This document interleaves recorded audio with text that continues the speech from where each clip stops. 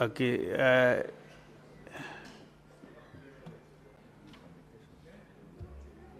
Yeah, school. If we have a quorum, let's proceed, clerk.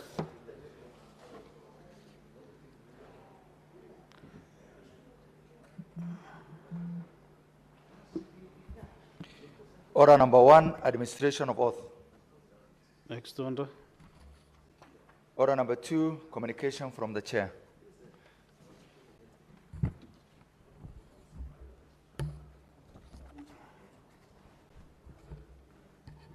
Honorable Senators, I have a communication to make.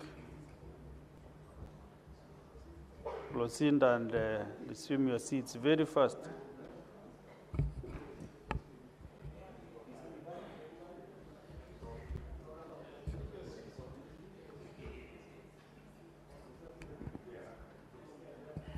Honorable Senators, when the chair is upstanding, the House will be silent. Majority Leader Senator Nduro, the chair is upstanding.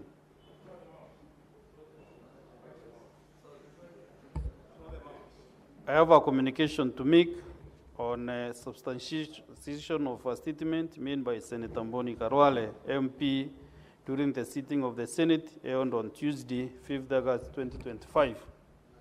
Honorable Senators, as you may recall, at the sitting of the Senate held on Tuesday, 5th August 2025, the temporary Speaker, Senator Wakili Ida Resigei, MP, directed Senator Dr. Mboni Karwale, MP, to substantiate utterances made in the course of his contribution to a message from the National Assembly on the passage of the Equalization Fund Appropriation Bill, National Assembly Bills number 21 of 2025.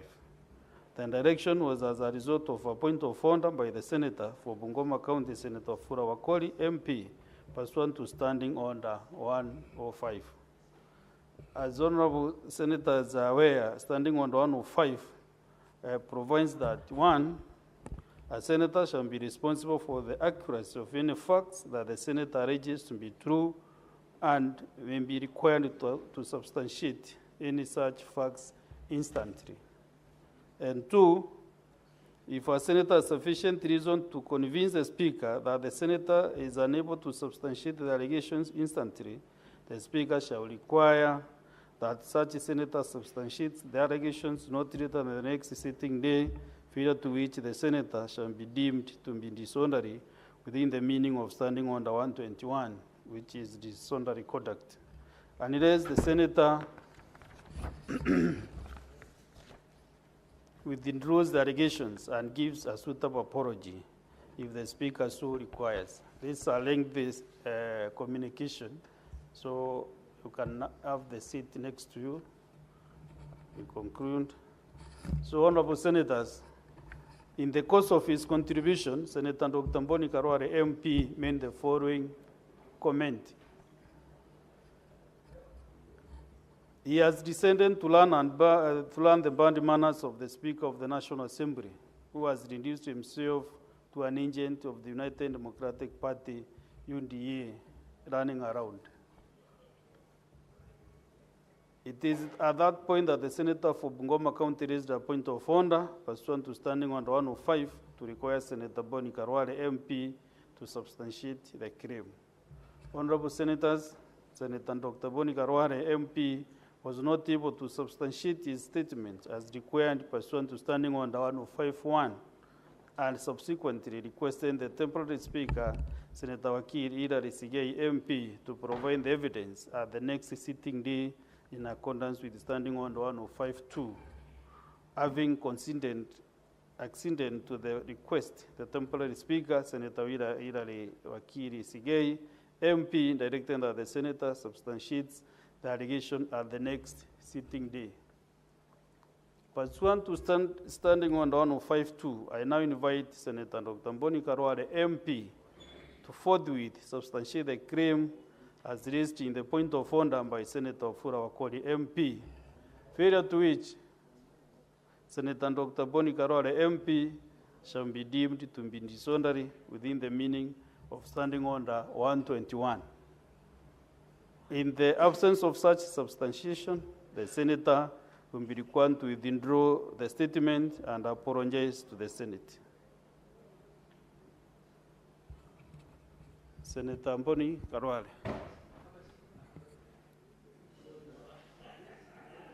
You can either table the evidence on the senators. Let me give Senator Mboni Karwale some guidance. You can either table evidence to substantiate the statement or simply withdraw and apologize. It is upon you to take the route you feel it is the safest and which can take you to Kakamega safely.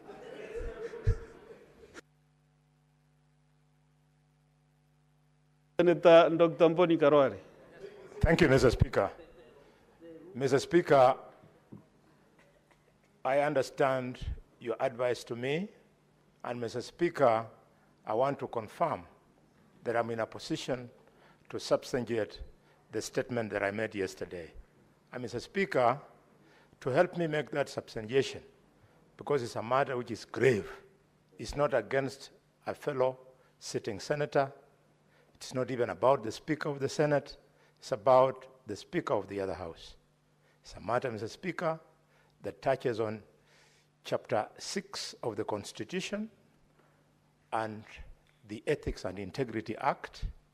And Mr. Speaker, for this reason, I would like the House to allow me, having gathered evidence from Trans Nzoia to Kisumu, to Kakamega, to Busia, to Lamu, to Kirinyaga, Mr. Speaker, the House to allow me to invite the ICT department to play out this evidence, Mr. Speaker, so that I'm not belittled to be on a game of which hand, Mr. Speaker.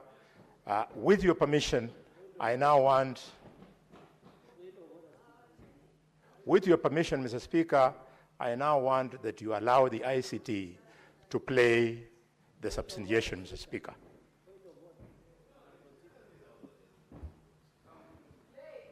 You know, I don't know the content of what you want to be prayed. So I request the Secretariat to take possession, you table, and then I will go and review that evidence.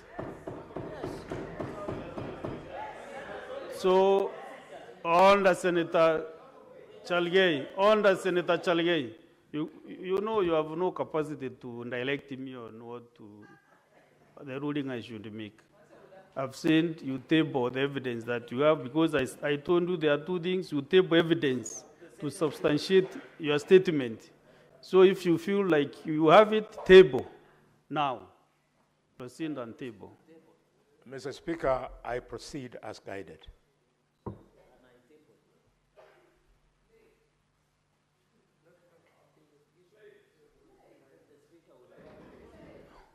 So at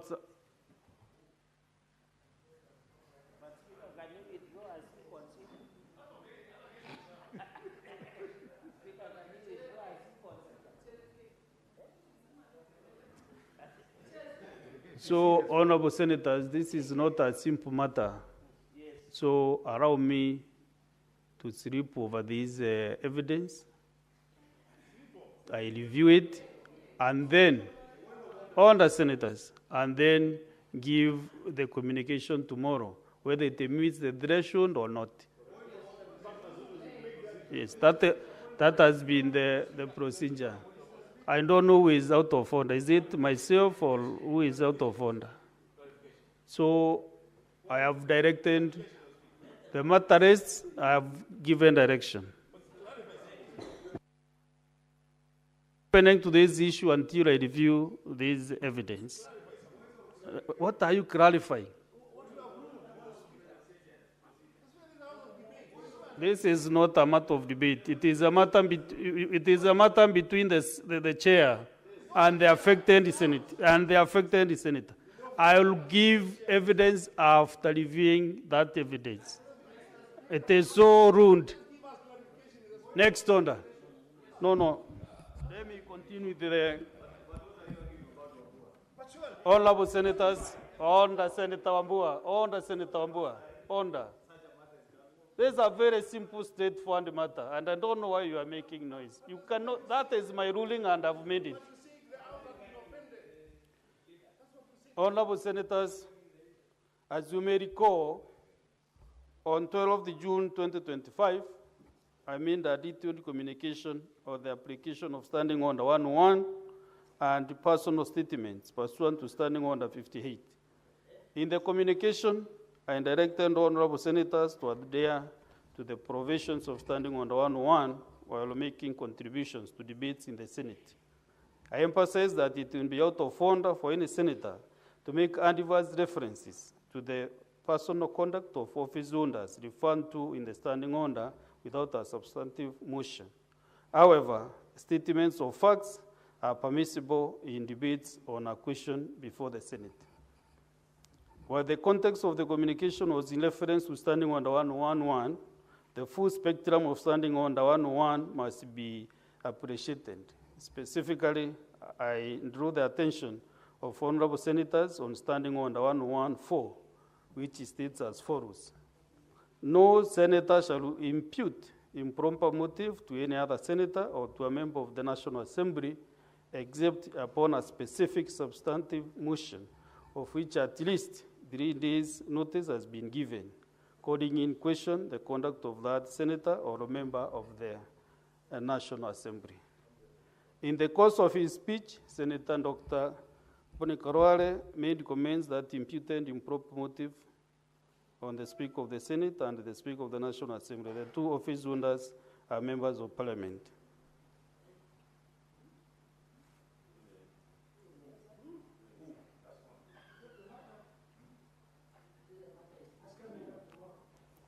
Therefore, senators, let me not proceed from there because I'll determine whether the issue has been substantiated properly. So I leave it at that, honorable senators.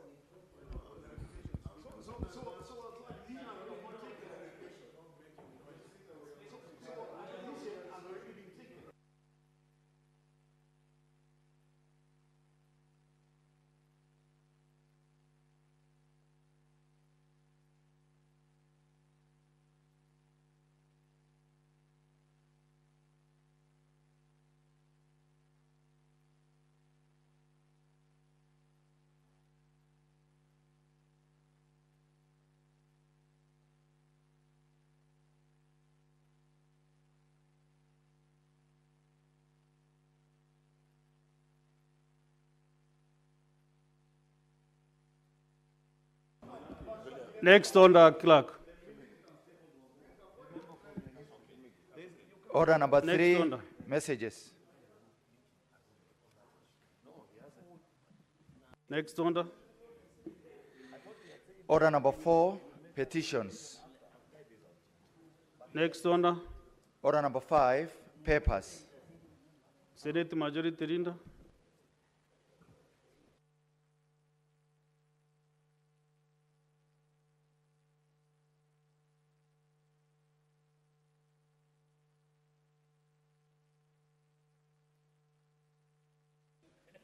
Mr. Speaker, sir, I beg to lay the following papers on the table of the Senate today, Wednesday, the 6th of August, 2025. This is a sessional paper number 7 of 2024 on the National Sanitation Management Policy. Secondly, the report of the Controller of Budget on the National Government Budget Implementation Review Report for the first 9 months of financial year 2024-2025. 3, the report of the Auditor General on the financial statements of Level 4, Level 5, and Level 6 hospitals in Kenya for the financial year 2023-2024, the report of the Auditor General on the financial statements of water companies for financial year 2023-2024. Mr. Speaker, I beg to lay.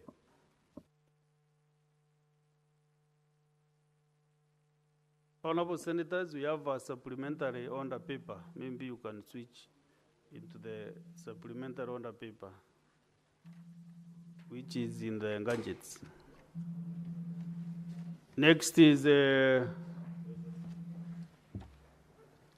Chairperson Committee on Delegated Legislation.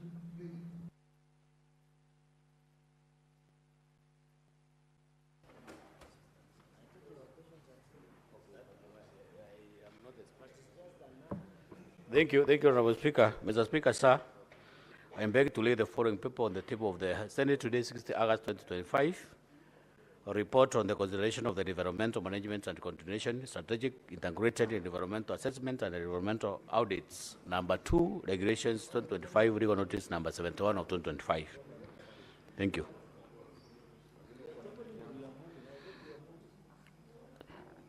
I am laying the same paper. I will just give the motions.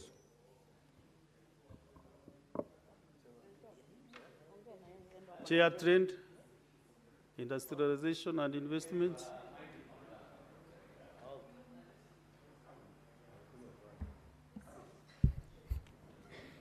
Mr. Speaker, sir, I beg to lay the following papers on the table of the Senate today, 6th August 2025.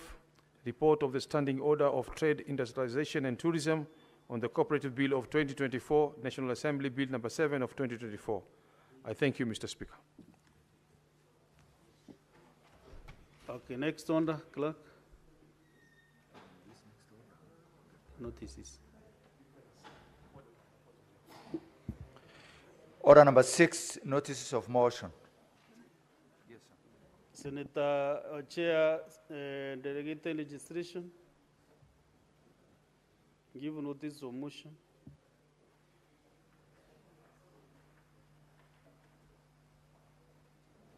Thank you, Honorable Speaker.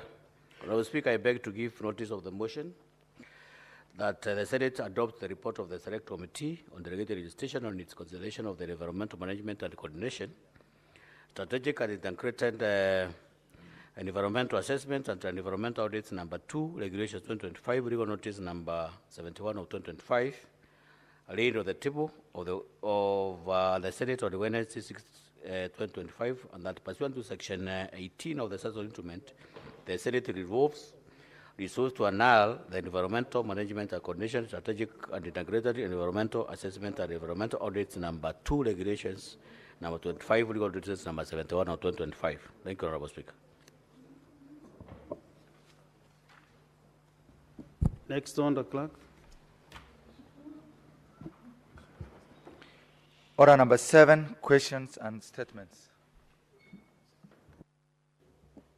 We have two questions understanding under 53-1. The first one from Senator Sigei Ilali, Wakili Ilali Sigei.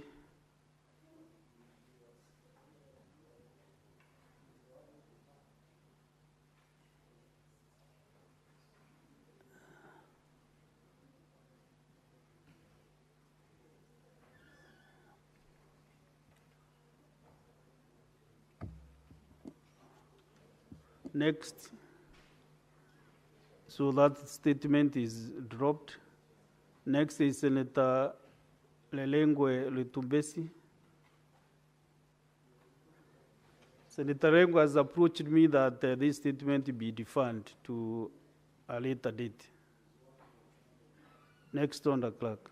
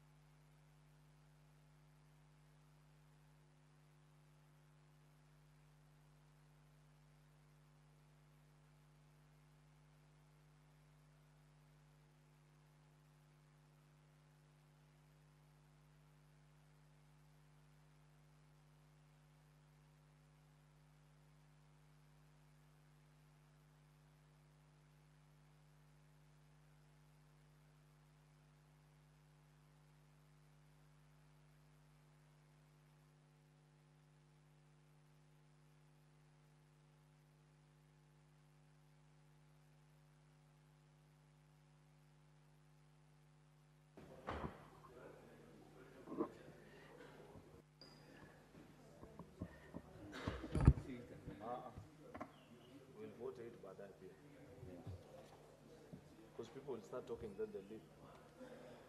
So, Honorable Senators, let me rearrange the business to this order paper. We first dispense of putting the questions on order number 9, 10, and 11. Then we come back to order number 8, the chair delegated. So, next order, clerk.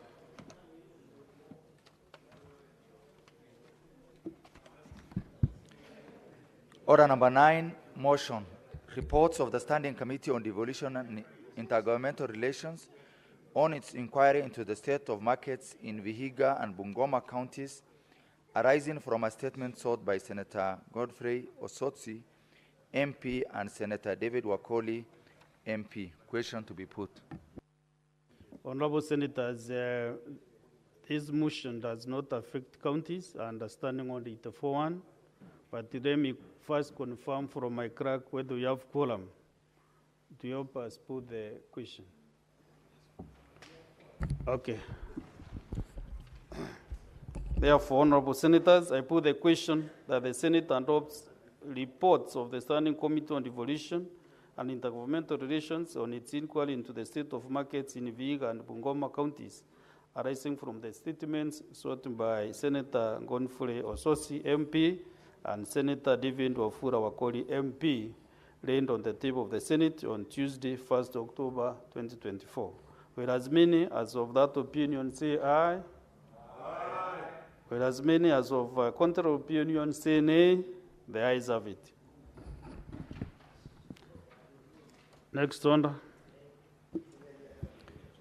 Order number 10, motion. Report of the Standing Committee on Health on the County Oversight and Networking Engagements to Taita Taveta, Mombasa, and Kwale counties. Question to be put. Senators, again, this matter does not affect counties, and since we have quorum, I proceed to put the question. Honorable Senators, I put the question that the Senate adopts the report of the Standing Committee on Health on the County Oversight and Networking Engagements to Taita Taveta, Mombasa, and the Kwale counties, laid on the table of the Senate on Thursday, 5th December 2024. Will as many as of that opinion say aye? Aye. Will as many as of a contrary opinion say nay? The ayes have it. Next order, clerk.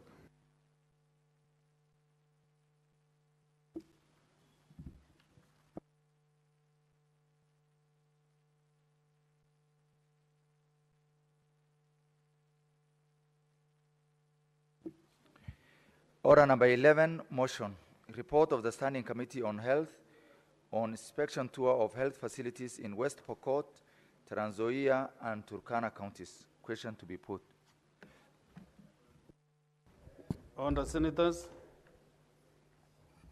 I put the question that the Senate adopts the report of the Standing Committee on Health on the inspection tour of health facilities in West Pokot, Trans Nzoia, and Turkana counties, laid on the table of the Senate on Thursday, 5th December 2024. Will as many as of that opinion say aye?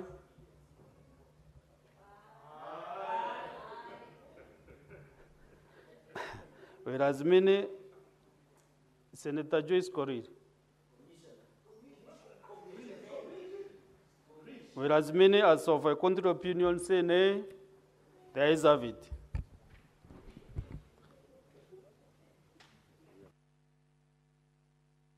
Therefore, now we go back to order number 8, Honorable Senators. Senator Mboni Karore, you know when the chair is upstanding again, I want to remind you. Yeah, I can see you are really testing my cool. Yeah. So Senator Karore, you know Senator Mboni Karore sometimes behaves nicely.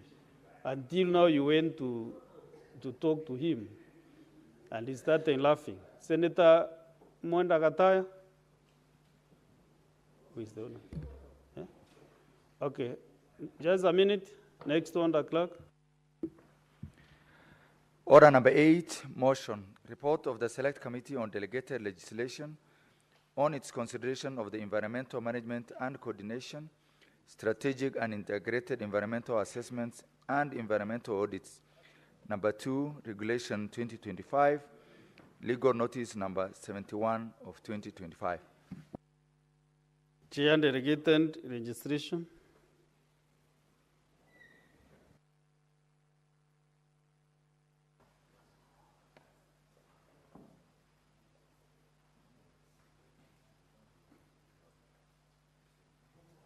Thank you, Honorable Speaker. This is a motion, the report of the Select Committee on Delegated Legislation on its consideration of the environmental management and the coordination, strategic and integrated environmental assessments and environmental notice number 2, regulations 2025, legal notice number 71 of 2025. That the Senate adopt the report on the Select Committee on Delegated Legislation on its consideration of the environmental management and coordination, strategic and integrated environmental assessments, and the environmental audits number 2, regulations number 2025, legal notice number 71 of 2025, laid on the table of the Senate on Wednesday, 60 August 2025, and that pursuant to Section 18 of the Assessment Instruments, the Senate resolved to annul the environmental management and coordination strategic and integrated environmental assessments and the environmental audits number 2, regulation number 2025, legal notice number 71 of 2025. Honorable Speaker, my committee was able to go through the report of these regulations, and it's unfortunate that quite a number of issues were not observed, including the public participation. The public participation was carried was 2018, which has been outdated up to date.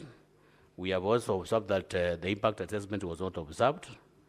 And in this respect, Honorable Speaker, we also have the petitioners from the Environmental Institute of Kenya, who have brought some petitions before this committee. And we thought that the regulator, which is the ministry, should go back and republish. So in this respect, Honorable Speaker, the committee resolved that these regulations will be announced to enable the ministry put its house in order. So in this respect, Honorable Speaker, I request Honorable Nelson Mungatana to second the motion.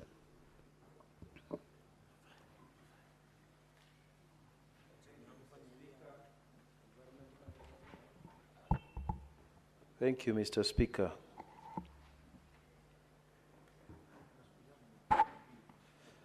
Mr. Speaker, the Delegated Legislation Committee wishes, I rise to second this motion, that we are seeking the support of the House to annul Regulation 2025, the Strategic and Integrated Environmental Assessments and Environmental Audits number 2, Regulations 2025, Legal Notice number 71 of 2025. We are seeking the support of the House to annul this regulation. Mr. Speaker, and for the benefit of the House, when we make laws, the power to make laws remains with this House. The executive is supposed to only execute the laws that we give them. So when we make the law in this House and we put a clause to say that the minister or the cabinet secretary may make regulations, those regulations still need to come back to this House so that we can look at them to see if those regulations are carried out in accordance with the donated power that we have given to the cabinet secretary. And we look at two things, Mr. Speaker. We look at whether when the minister was giving the regulations, was making those regulations, did he consult stakeholders? Did he carry out or did she carry out public participation? If this wasn't done, Mr. Speaker, we have the obligation as a committee, on your behalf, honorable senators, to say that those regulations do not meet the standard that is required in this House. Number two, when we donate this power to the minister for him to make regulation or for her to make regulations. This power is still our power.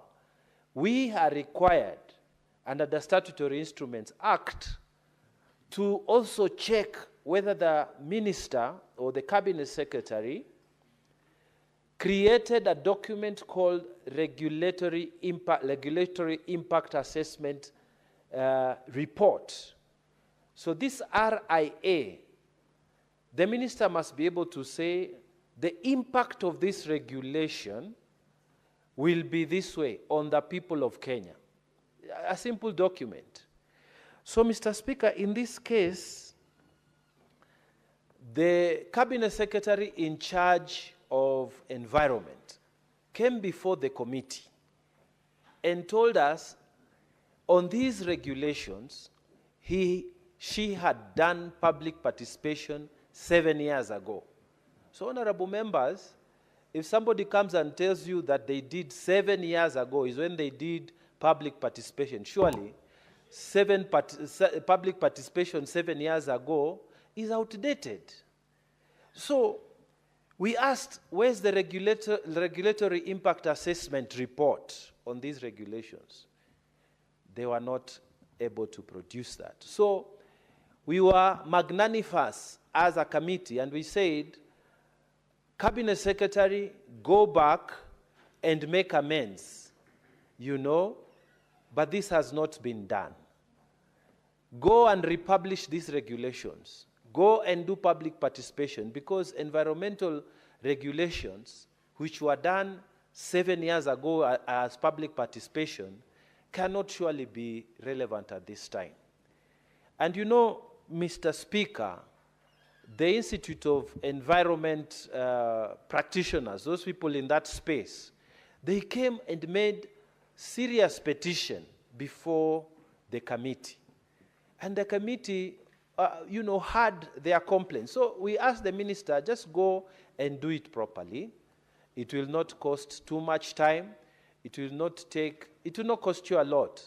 Just let the people have their say, because it is a constitutional requirement that you subject the regulations to public participation. Mr. Speaker, this wasn't done, and for that reason, we recommend to this House that we annul these regulations.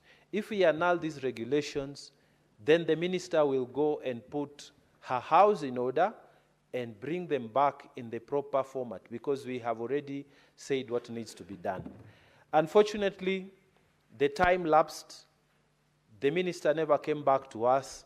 So under the circumstances, Mr. Speaker, I rise to second on behalf of the committee and recommend support of this House that we annul these regulations. The practitioners around the environment space have said these regulations have a problem.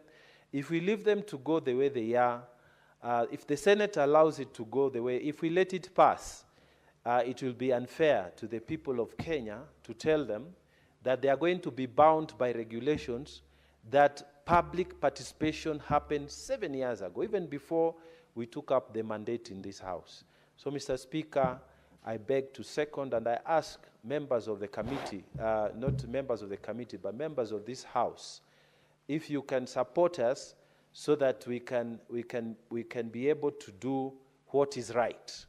When we annul the regulations, we are required to come back to this House. If we accede to regulations, we don't have to come back to this House. In this case, we have annulled the regulations, and we have come back to this House for your endorsement. Mr. Speaker, I beg to second. I thank you.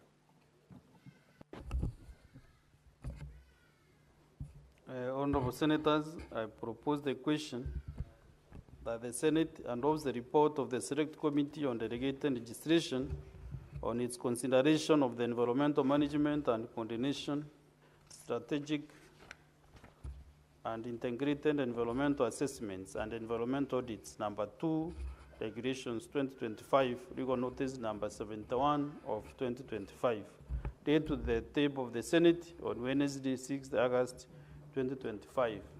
And pursuant to Section 18 of the Statutory Instruments Act, the Senate resolves to annul the Environmental Management and Coordination, Strategic and Integrated Environmental Assessments and Environmental Audits Number 2, Regulations 2025, Legal Notice Number 71 of 2025.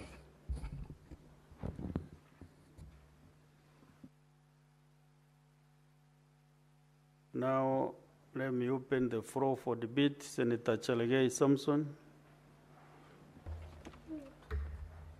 Mr. Speaker, thank you very much. I think I'll be very brief because the report of delegated is just to annul, and I want to agree with the committee of delegated legislation led by Senator Mwanda Katai and the committee by saying the following. Mr. Speaker, under Article 10 of the Constitution, one of the cornerstones of any engagement on national values and principles of good governance is public participation. It is shocking that the cabinet secretary concerned would go ahead and bring a public participation that was done 7 years ago, Mr. Speaker. It is embarrassing, and it is one of the lame excuses, an unfortunate report that was taken. I think is it called laziness? Because how do you bring a report of 7 years? Many things have changed. We didn't have artificial intelligence, we now have. Mr. Speaker, children who are not born yet there are now in PP1, PP2, Mr. Speaker. Mr. Speaker, people who had disappeared 7 years ago have been declared presumed dead under the law. So, Mr. Speaker, what are we saying? You know, this is the incompetence that we try sometimes to call out, Mr. Speaker. That this is incorrigible incompetence. You cannot bring, Mr. Speaker, and I want to thank the Committee of Delegated Legislation. In Kiambu, Finance Bill of 2013, the courts reasoned and say one of the critical and ingredient of modern day era under post-Constitution 2010 of Kenya was something called public participation, Mr. Speaker. Any public officer, and I agree with the committee, any public officer in the public space must know that public participation going into the future is no longer a privilege, is no longer a by the way, or abracadabra, or brouhaha, Mr. Speaker. It is the cornerstone of a modern day democracy that we have as a country, Mr. Speaker. So I want to thank the committee for this industrious act on the report that they have brought, and they must be annulled, Mr. Speaker, because even when you look, second and final, Mr. Speaker, when you look at the Statutory Instruments Act, as revised in 2023, Mr. Speaker, there is what we call explanatory memo and what we call regulation making authority. Mr. Speaker, the reading of Section 4 of that act on the objects, one of the critical and important points is public participation and consultation of the stakeholders, which was never done, Mr. Speaker. And therefore, this was a clear violation of the act that put in place the concerned ministry by bringing these regulations that concern with the environmental issues that Mwenda Kataya-led team has been brought before the House, Mr. Speaker. Even in Section 5 of the Act itself, provides for an explanatory memo. You must explain to the public what is the need, the purpose, the intention. Mr. Speaker, the era of operating in mystery in public space is no longer there. There is no luxury. We are in a digital age. Even your visitors in your gallery know more than some of us, Mr. Speaker. So this is no longer about night running. Many government officers want to operate like night runners. It can no longer apply in this country. That's my worry, Mr. Speaker. Night running can happen as an exercise in some region. I don't want to mention those regions because I'll receive a rat from some of the members I know they do night running, Mr. Speaker. But the point that I want to mention is every government officer, from the county government, and when you see Senator Otsosi smiling, of course you know. Mr. Speaker, I have just said he's smiling. Mr. Speaker, I just say he's smiling. What Even is your point Kataya of order, smiles. Senator Osusi? Mr. Speaker, I was smiling because I know what Senator Cherargei, my neighbor, is saying is not applicable to me. Because where I come from, people are serious Christians and they are not night runners. Yeah. Proceed. Mr. Speaker, my apologies. I know him as a serious Christian. Every Sunday he attends a number of churches.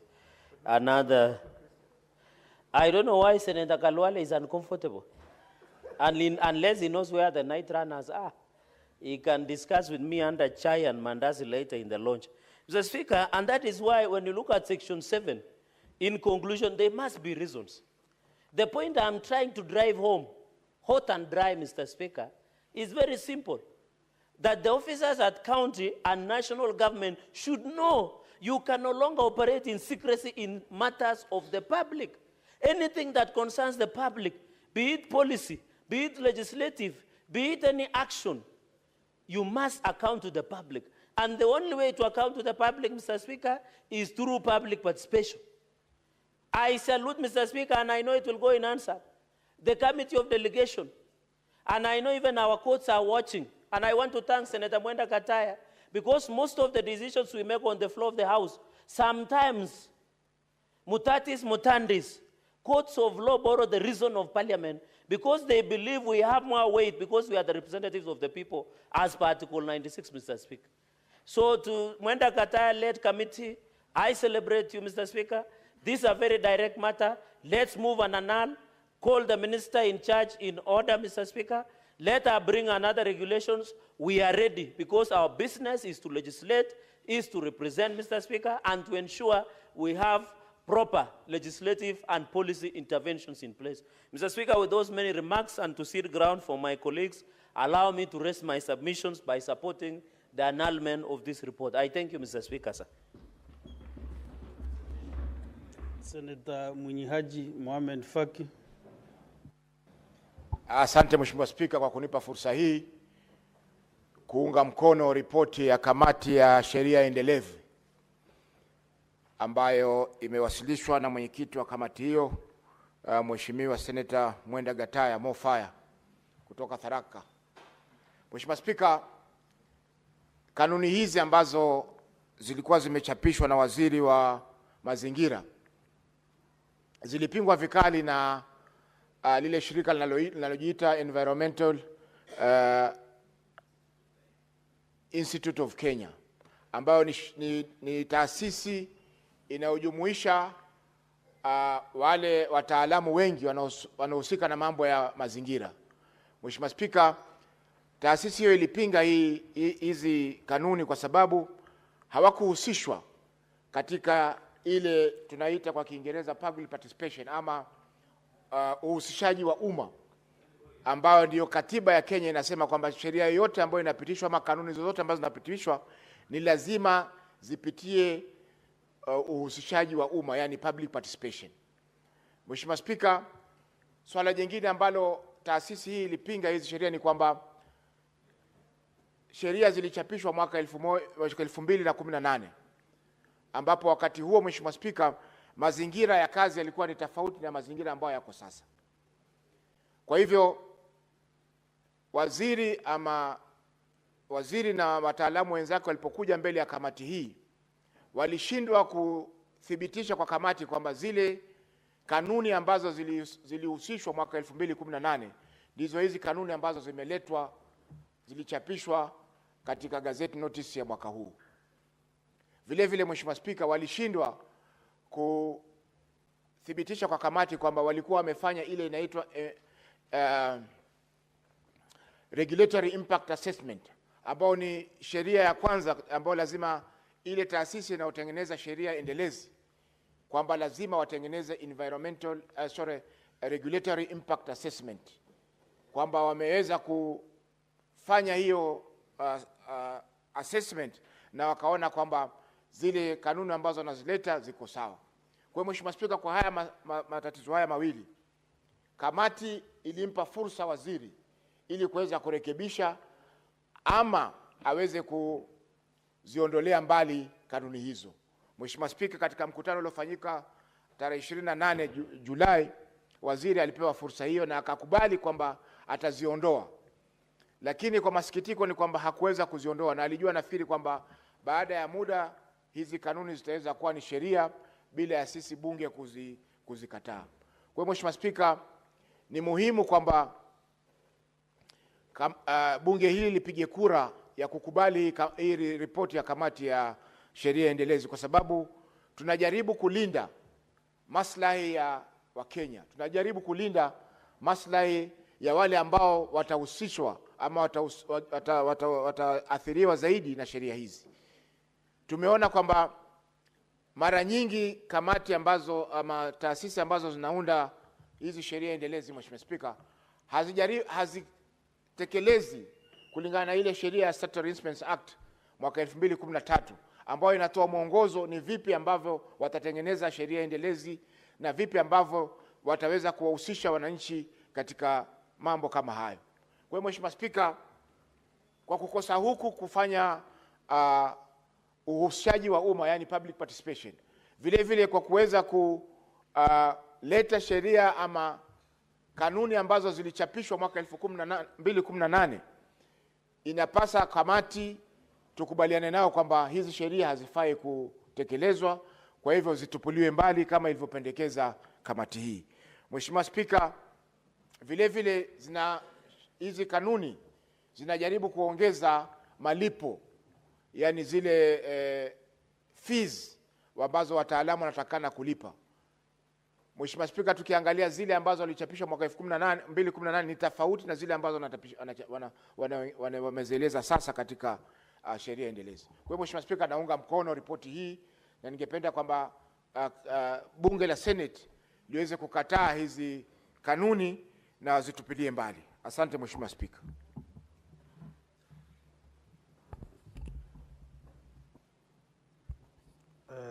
I have this communication to make on the students visiting from the Starehe Boys Center and School and Alliance High School and the school's voluntary service scheme, VSS. Honorable Senators, I would like to acknowledge the presence in the Speaker's gallery this afternoon of students from Starehe Boys Center and School and Alliance High School. The students are undertaking a 2-week service in the Senate under the voluntary service scheme for schools. I request the students to stand when called out so that they may be acknowledged in the Senate tradition. One is Craig Issa, is in Form 3. Dean Kalanja, Form 3. Anthony Mutimba, Form 2. Daniel Wandiri, Form 3. Collins Jugona, Form 3.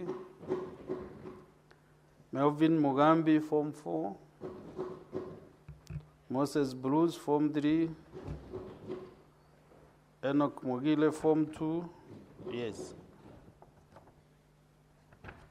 In our usual tradition of receiving and welcoming visitors to Senate, I extend a warm welcome to the students, and on behalf of the Senate and on my own behalf, wish them a fruitful visit. Thank you.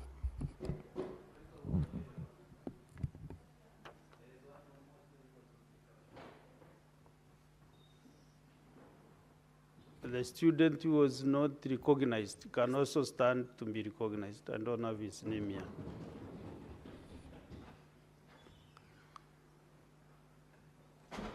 Any former student or alumni of Alliance High School?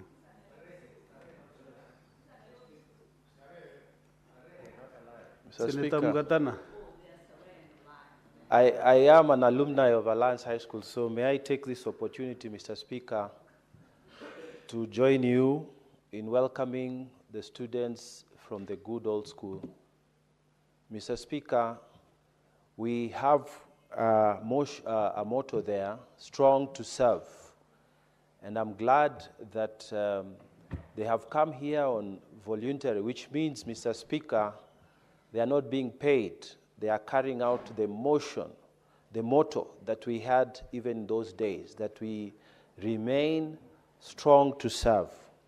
Mr. Speaker, in many years, I served as a house captain of Arthur House. I believe one of them must be from Arthur House, because we always used to excel in matters like this, of giving to community and also serving. So, Mr. Speaker, I want to tell the students, even the ones from Starehe High School, that if you keep working hard, it is the small steps and consistency.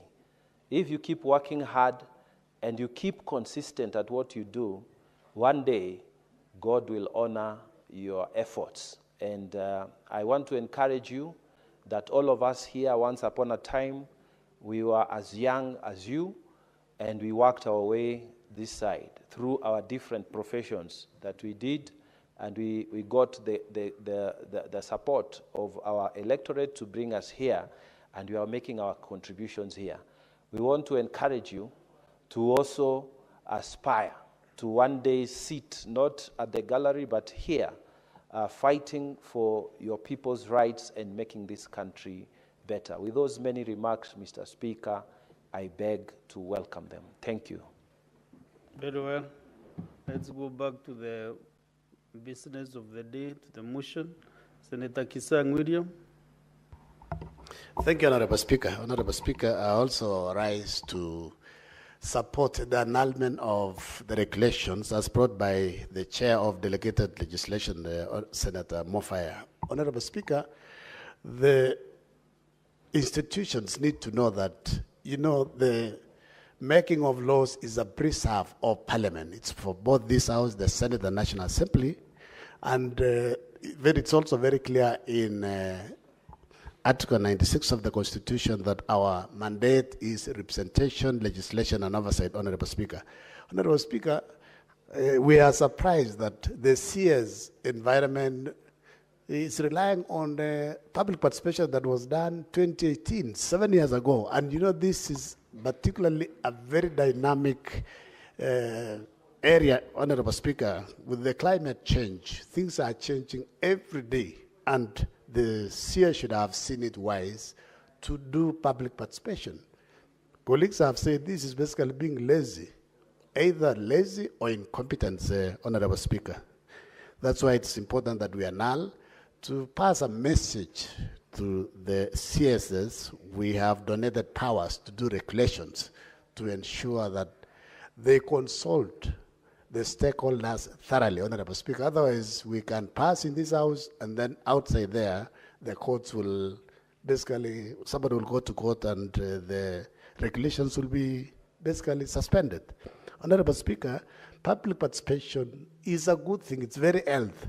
It is good to engage people. Let us hear what they are saying. When we are passing the laws also in this particular House, we put notice in the papers. 14 days, people come with memorandum, we invite them, we discuss, the committees engage, and they can reach a compromise so that, something that is agreeable to all parties. But I wonder why this particular entity decided that to bring regulation, a report or public participation for 7 years ago when even the stakeholders have changed. Honorable Speaker. Honorable Speaker, this is basically delaying. These are regulations should be in effect, already in place, but because of just negligence or laziness, we are going back, we are annulling, we are wasting time for our people, we are using resources, we are wasting resources that are not even there, Honorable Speaker. So I beg to support, and we caution the CS that please get back to the committee, engage, create time and meet. Otherwise, you are letting down our people. Thank you, Honorable Speaker. I beg to support the annulment of these particular regulations. Senator Ososi Gonfrey, Atieno. Thank you, Mr. Speaker. Mr. Speaker, I also stand to support the motion that the regulation cited be annulled. Mr. Speaker, the Constitution is very clear that lawmaking is a preserve of Parliament. That is the National Assembly and the Senate. And the only institution which has the powers to make laws enforceable in Kenya is Parliament. But we have allowed other government institutions to make regulations. But even as they make those regulations, they must ensure that those regulations strictly comply to the Statutory Instrument Act, so that if they don't comply, then this House has the powers to annul those regulations. Mr. Speaker, we have instances in government where you find that they come up with the regulations which are not processed as per the Statutory Instrument Act. And you find that those regulations run for years. I want to call upon the Committee of Delegated Legislation to be on the lookout so that such regulations should be brought to this House, and we do what we are just about to do, annul them, Mr. Speaker, because they do not have powers to make laws, and they can only make laws with the permission of this House through the Statutory Instrument Act. So I want to agree that if regulations have not aligned to the requirements of the Statutory Instrument Act, particularly on the issue of public participation or compliance to the Constitution, then those regulations should be annulled. And there are so many other regulations, Mr. Speaker, that are currently operating illegally. I think it's important for us to search around and ensure that those regulations are either passed by this House or are annulled by this House. I support, Mr. Speaker. Senator Dr. Mboni Karwale. Thank you, Mr. Speaker. Mr. Speaker, this is not a casual decision that the House is about to make. It is a decision that is hinged in the Constitution of Kenya. Any attempt by any person, Mr. Speaker, other than the National Assembly and the Senate, any attempt to make laws should be at all times be declared null and void. Why do I say this, Mr. Speaker? Mr. Speaker, because of the provisions of Article 94 of the Constitution, which, Mr. Speaker, states as follows: that the legislative authority of the Republic is derived from the people, and the national level is vested in exercise by Parliament.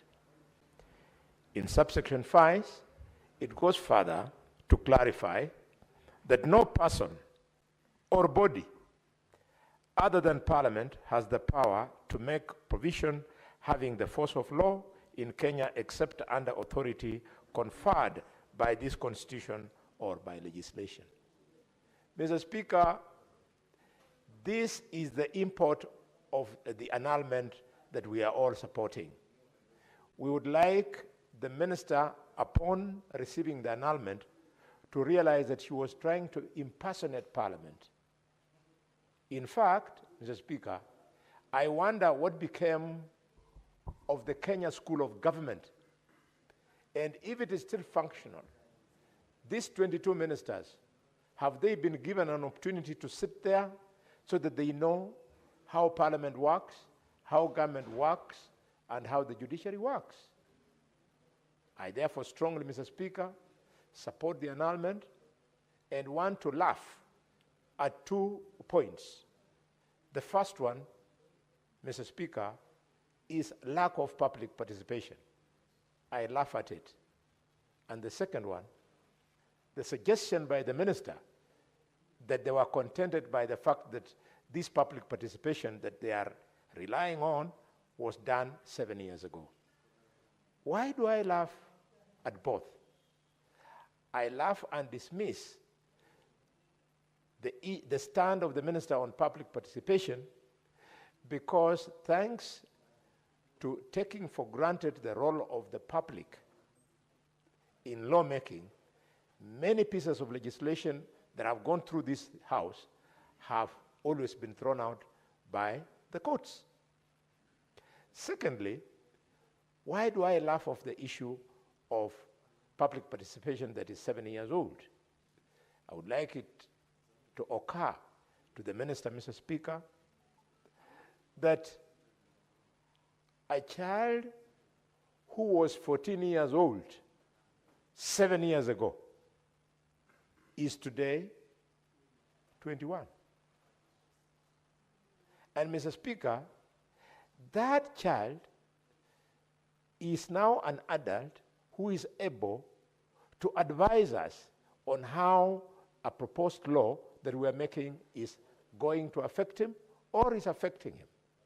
In fact, it's unfortunate, and I think the clerks at the desk will advise me. We had a bill called the Public Participation Bill of 2024. I have missed a total of 5 sittings in this parliament. I don't know whether that bill was able to pass through. If it has not, then we need to see through the Public Participation Bill so that we create the act for all who care to understand the irreducible minimum for public participation. Why, Mr. Speaker? Because there are 3 strong pillars in public participation which you cannot take for granted, and the Minister better appreciates this. 1, we have the political pillar. 2, we have the pillar on policy. And finally, Mr. Speaker, we have the social pillar. They are not things that can just be wished away. If you don't address these things, Mr. Speaker, that is how we end up with laws that are either in conflict with other laws, or in conflict with the Constitution, or in conflict with the aspirations of the people who have donated the sovereign power to us. Mr. Speaker, I support the committee that we annul. Thank you. Majority Senator Alun Cheruyot. Mr. Speaker, I have tried to get a copy of this report for a while now because I wanted to read and establish the full reasons. It has taken time, but nonetheless, I'll comment on a very specific thing that I wanted to say. You know, Mr. Speaker, we live in a country where, for whatever reason, saying bad things about institutions, about individuals that are in public office, seem to be the vogue thing. And everybody is trying to outdo each other, Mr. Speaker, on public platform, here in Parliament, in funerals, to say the nastiest things about public institutions and individuals. I don't understand, Mr. Speaker, as a public figure, what people gain from doing such. Because unfortunately, Mr. Speaker, I have, with a bit of experience, taken time to study and appreciate the world as it is today, and realize that there is nothing unique about us as a country. We have all the indicators and the markers of a great republic. But unfortunately, due to obsession with negativity, Mr. Speaker, if somebody was to learn from us, they would imagine that perhaps they live in the world's most filthiest or most corrupt nation. Yet look at what we are doing this afternoon, Mr. Speaker. A committee of the Senate is annulling regulations that have been proposed by the executive. You will never find this in a headline. But you dare make a decision, Mr. Speaker, where you agree with something that has been proposed by the executive. Tomorrow, the Standard newspaper will carry a headline: Parliament disappoints again. Social media critics, very useless people, Mr. Speaker, some of whom have absolutely no record of anything useful they've ever done in this life, but are very critical of this institution called Parliament, Mr. Speaker, simply because they hold a different view. And sometimes Parliament does things which in their wisdom, Mr. Speaker, consider to be right. What am I pursuing, Mr. Speaker?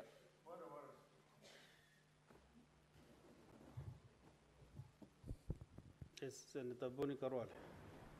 Mr. Speaker, I'm sorry to interrupt, but I just would like to request the Senator of Kericho to consider withdrawing the unparliamentary remark that the people on social media are useless people. We have many people, including the President of the United States of America, is on social media. The President of Kenya has the biggest following on social media. I have a following running in millions on social media. We are not useless. Is it in order to use unparliamentary language against all of us who use social media, Mr. Speaker? Could he be asked to withdraw and apologize? Mr. Speaker, I know the Senator for Kakamega is an addict of social media and loves that space. Perhaps he may even have been scrolling his phone. That's why he didn't get my comments. I said there are some.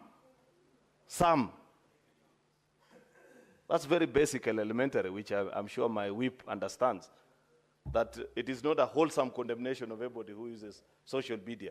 That there are people, in fact, I was quick enough to qualify, that there are people of no known achievements, but they have made it their business, Mr. Speaker, to disparage this House when it does duty on a certain item to which they disagree with the eventual finding. And I said, today is one such occasion, Mr. Speaker, that, for example, if Parliament was to do, if today we are to agree with the report of this committee and we eventually vote on it and agree with them, like many of us are saying, that if our committee on delegated legislation is telling us, good people, reject these regulations, it would be a good thing, because many times you are criticized and are told you are an appendage of the executive, that you agree with everything.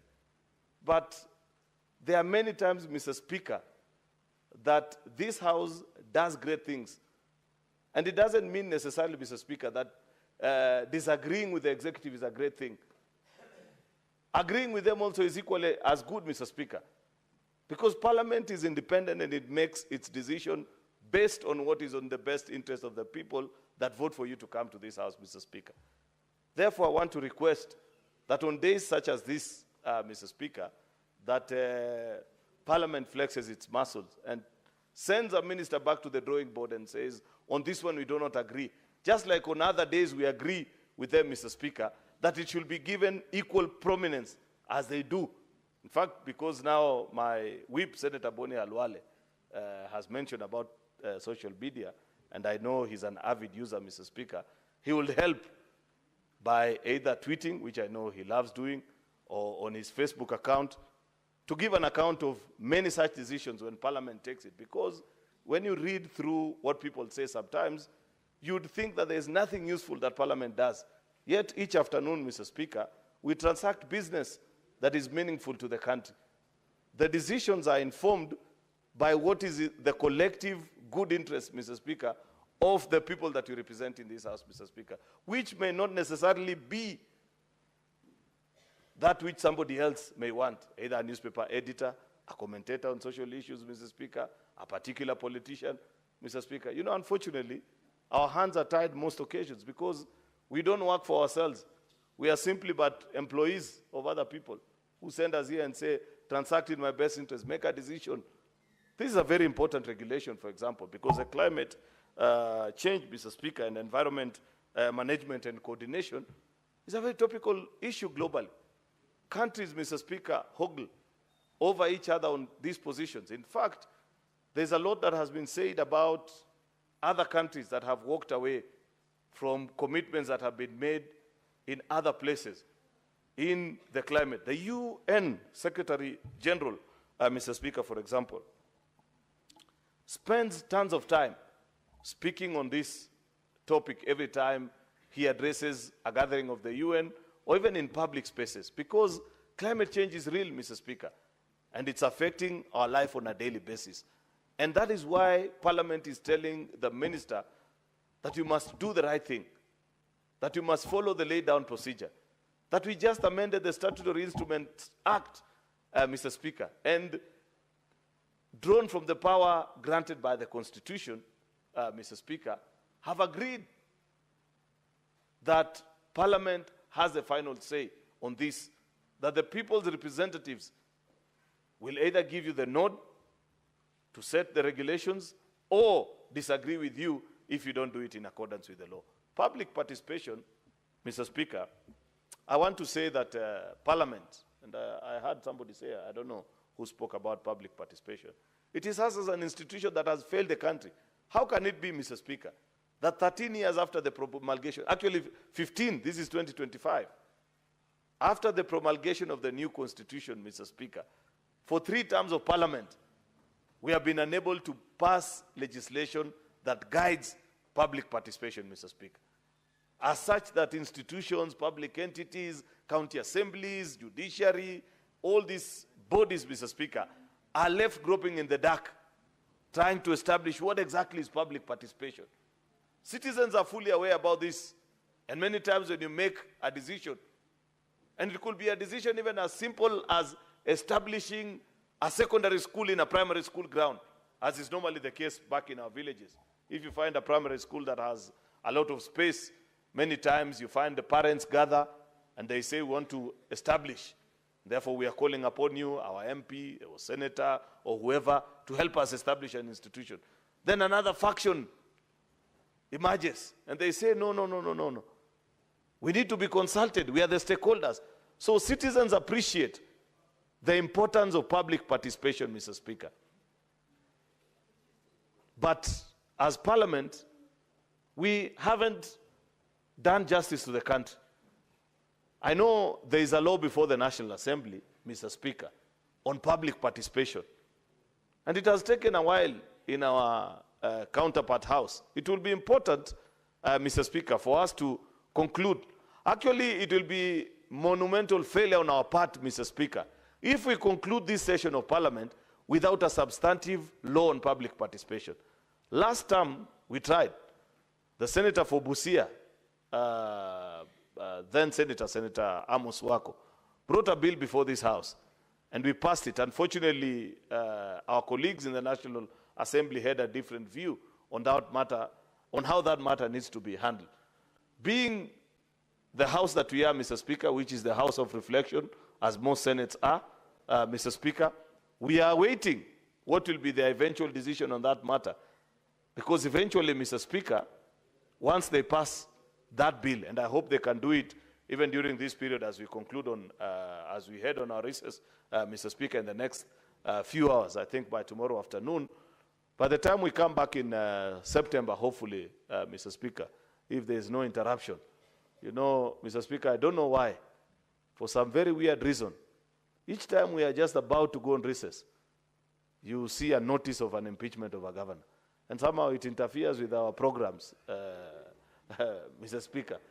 So maybe probably we need not to go on any recess if we want governors to survive. Mr. Speaker, I've just seen a notice somewhere as well. I don't know for which county, Mr. Speaker. But I'm just concerned, Mr. Speaker, that each time after we have worked so hard, and we are about to proceed on recess, Mr. Speaker. Just a minute, Majority Leader. What is your point of order, Senator Okech? Mr. Speaker, the standing orders of this House are very clear. If there is a member of this House who is anticipating any debate, it needs to be very clear. You're not allowed by our own standing orders, Mr. Speaker, to anticipate a debate. If the majority leader has got some debate that is anticipating on us, so that we can be able to organize ourselves, because some of us have got serious plans for our recess. And you know, anything that comes from majority leader, Mr. Speaker, is not a small matter. It's a very serious issue. You can't just say something that is not there. So is it in order for majority leader, Mr. Speaker, to anticipate a debate that we don't know about? And if he's anticipating one, why can't he just declare to us so that we can know, Mr. Speaker? The issue is, Senator Okech is asking you to disclose which county is this. I don't know for Mr. Speaker, I know Senator Okech's interest in this matter. It is not the debate, Mr. Speaker, but I will choose not to indulge, Mr. Speaker, in that conversation. But the point I was making, Mr. Speaker, is that as a House, even in these matters where county assemblies consult citizens, either with their budget, impeachment proceedings, they struggle. Because as a House, we have not provided guidance on who needs to be consulted. Many times we have read, and I think Senator Boni Alwale referred to it, that there are many laws that are annulled simply on the basis of lack of proper and meaningful public participation, Mr. Speaker. And as a House, it's unfortunate that despite the fact that we have been returned to redo our work actually, many times, because legislation is our constitutional duty, Mr. Speaker, we still have not found it worth, Mr. Speaker, to guide the country on this issue of public participation and why it's important to do this. Therefore, Mr. Speaker, I agree, I support this motion by our delegated legislation. I hope, Mr. Speaker, that somehow in the course of the afternoon, actually, at least a soft copy of the report, Senator Mofai, you can share with us on the platform, official business platform, so that beyond the reasons that have so far been canvassed, because the reasons that we are speaking to are the ones that we had you speak to in your moving notes. I want to believe there are more reasons why you annulled these regulations, Senator Mofai, and it would be good for the House to be properly guided. But with those main remarks, Mr. Speaker, I support the decision to annul these regulations and hope that when the minister finally gets an opportunity to redo them, that they will respect the institution of Parliament, because this is not our duty. We are just simple servants of the people who are exercising delegated power. I thank you, Mr. Speaker.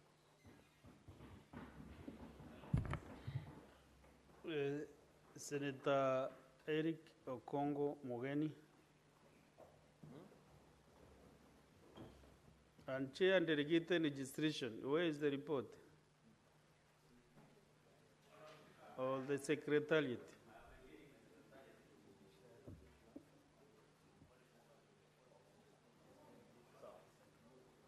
Okay. That will be shared shortly. If it is on the same matter as Sifuna, Senator Sifuna.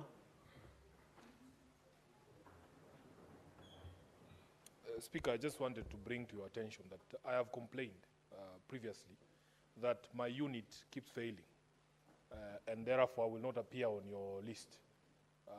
As a leader of this House, I don't want to impute any,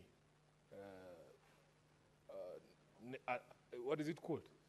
Improper motives on the management of the House. But now, Honorable Speaker, it is becoming increasingly difficult for me to contribute because I will never appear on your screen. I wish that that issue be resolved because I also have things to say. Thank you, Honorable Speaker. You appeared on my list this morning. What has happened? In the morning, this is the reason I wanted to attract your attention, because this keeps happening. Even yesterday, my unit was failing. No, Senator, and I can see you are on the screen.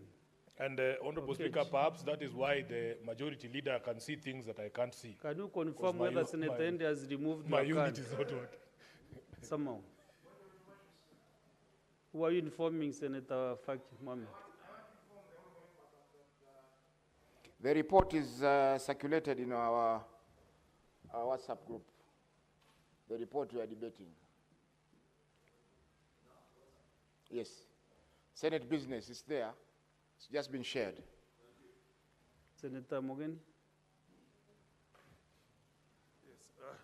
Yes. Thank you, Mr. Speaker. Mr. Speaker, I'm rising to support the motion that is on the floor by my good friend, Senator Mwenda Gataya.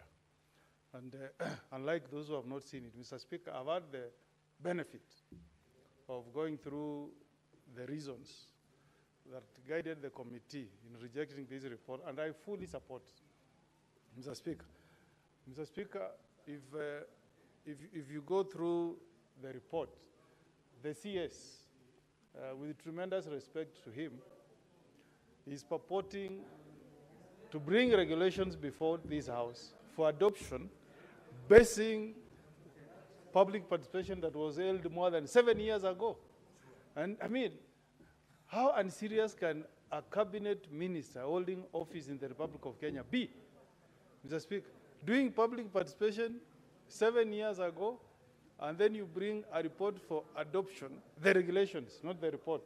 You bring the regulations to the Senate of the Republic of Kenya 7 years after public participation. Honorable members, can we reduce on the consultation and listen to Senator Mogeni, please? Yes. And so, Mr. Speaker, there are very good reasons. If you read through this report, through the report of the committee, there are very valid reasons, Madam Speaker, why they have proposed that we should reject these regulations. And Mr. Speaker, I'm happy that the majority leader for once has agreed that this house is not a conveyor belt for the executive. Mr. Speaker, because what is out of order? I've just restated what he said. Maybe in a lawyer's language. Senator Majority Leader, what's the point of order? Senator Mogeni, please. Mr. Speaker, he's even making it worse when you say you use the lawyer's language, because it means then it's, Mr. Speaker, either that lawyers, anyway, I don't want to get to the, let me get to the substance of what you said, which I don't agree with. He said that for once has agreed, Mr. Speaker, that, sorry, Madam Speaker, my apologies. Did you hear Senator Omogeni impute improper motive on me as a majority leader, Mr. Speaker, by alleging, Madam Speaker, that for once the majority leader has accepted that Parliament is not a conveyor belt? I thought on every afternoon, Madam Speaker, we debate matters of this House and vote as a House, my position on any matter notwithstanding. Therefore, it's completely unfair, and he's imputing improper motive on my part, Madam Speaker, claiming that I turned the business of this House into a conveyor belt. Is he in order, Madam Speaker? You have imputed an improper Speaker, motive. what is imputing the wrong motive? What I've stated is actually on record. If we go through the answer, you could see. What is on record? Yeah, what I said, Madam Speaker, and I'm doing this building up on the submissions. Senator Mogeni, what is on record and on which record? Yes. Senator Sifuna, please. Let the chair respond to this. Madam Speaker, yesterday we were. No, Senator Mogeni. So what have I done that is out of order? No, what he has said you have imputed an improper motive. We can bring a dictionary by saying that for once, that he said for once, can I have a dictionary? We look at, he has considered. Senator Mogeni, if you listen to me, then you will. It's not about the dictionary. We are not doing the analysis. Please listen to me. He says you have imputed an improper motive by suggesting that for once he is admitting that Parliament is not a conveyor. Yeah, at least he's on the good side of history. That's what I was saying. Which means he otherwise thinks that Parliament is a conveyor belt. I mean, Madam Speaker, you know history. Senator Mogeni. You know, Madam Speaker. Senator Sifuna, this is a matter between Senator Mogeni and.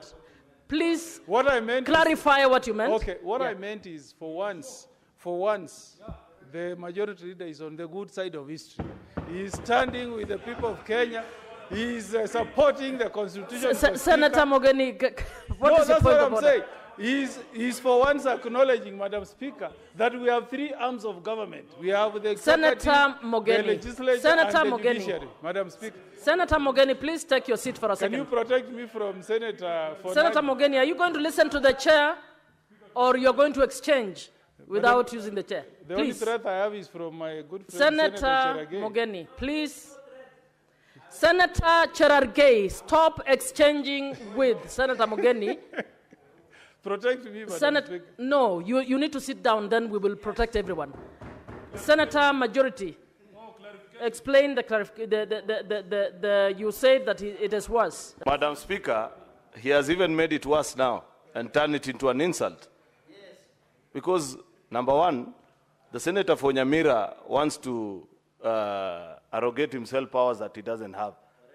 You cannot pretend, Madam Speaker, to be the judge of character in this House. Secondly, if you want to do that, Madam Speaker, then you better do it correctly. Because the senator for Nyamira is alleging, Mr. Speaker, that I'm always on the wrong side of history, that it is only today that I'm on the right side of history. Is that fair, Senator, Madam Speaker? Senator Sifuna, can you I'm sorry, can Senator Mogeni respond to that or withdraw, please? Speaker, you know, now assertion, Senator Mogeni, let me explain this, and I would like you to respect the chair. Your assertion that Senator Majority Leader is never on the right side of history is imputing an improper motive. In fact, I wanted to can you substantiate that? Yeah, I can. Madam Speaker, when we brought the regulations... Can you substantiate? That's what I'm doing. When we brought the regulations on SHA, on this floor, Mr. Speaker, you remember the committee brought a report to this House requesting us to annul those regulations, Mr. Speaker. And during that occasion, the Majority Leader whipped members of that side to disagree.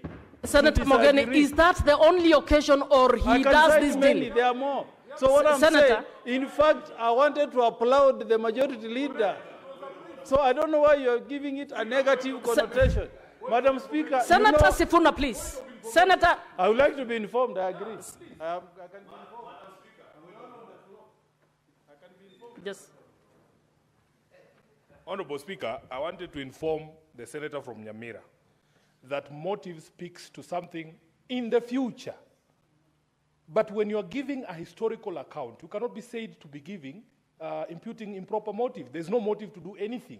We are saying that the Majority Leader has a history in this House of supporting everything the executive proposes. That is a fact. And we were actually, the senator for, no, just a minute. Senator Sifuna,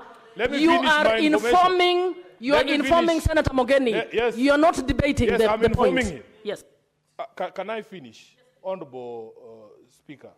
That when you speak of an improper motive, it's like the example that I gave here, that my unit... Senator Sifuna. That's the information I'm giving.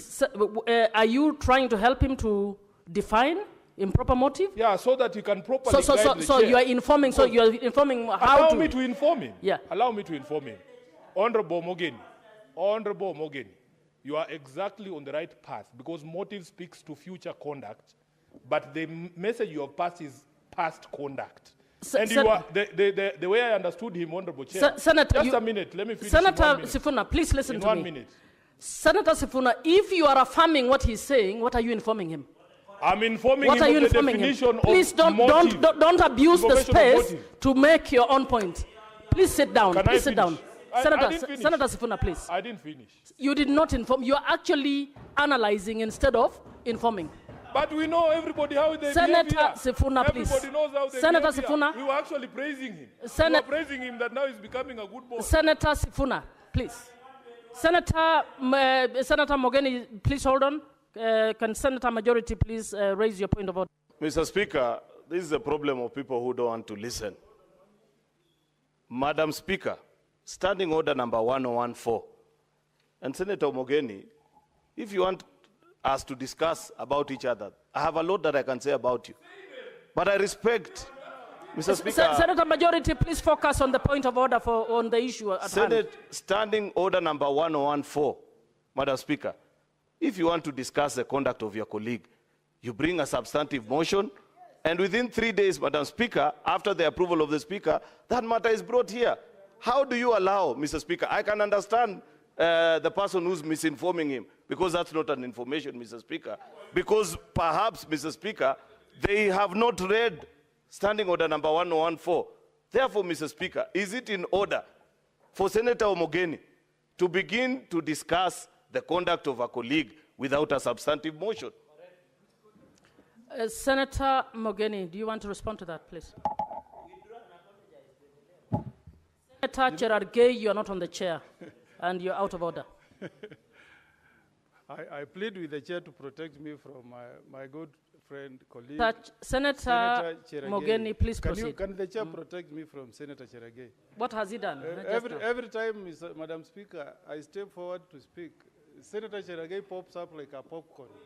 Senator Cheragei, please can you allow me to make listen. my contribution? Listen to Senator, and Senator Mogeni, stop the exchange with Senator Cheragei. Please proceed to your point. So, Madam Speaker, I'm not trying to impute any bad motive on my good friend, the Senator for Kericho. The point I was building, Madam Speaker, is that I agree with his submission this afternoon, Madam Speaker, that we should not behave like we are a conveyor belt for the executive, Madam Speaker. And I don't think there's anything out of order. He did state, Madam Speaker, that there is nothing wrong in disagreeing with a proposal that has come to the floor from the executive. Senator Mogeni, your point was not put the way you're putting it now. Is it okay now? If it is okay now, you'll have to withdraw. You'll have to withdraw. Senator Mogeni, please listen to me. You'll have to withdraw the manner in which, because you imputed that this is the only time the senator, the majority is, yeah. So please, let's make progress on this. You know, Madam Speaker, it gets very difficult. You know, you are from my party, ODM. We come here to... Senator, the chair is presiding for the House, so what not for a party. What am I withdrawing so that I can address my mind and withdraw? Where have I gone? Imputing an improper motive on a colleague. Please do that. I apologize if I've imputed improper motive to my colleague.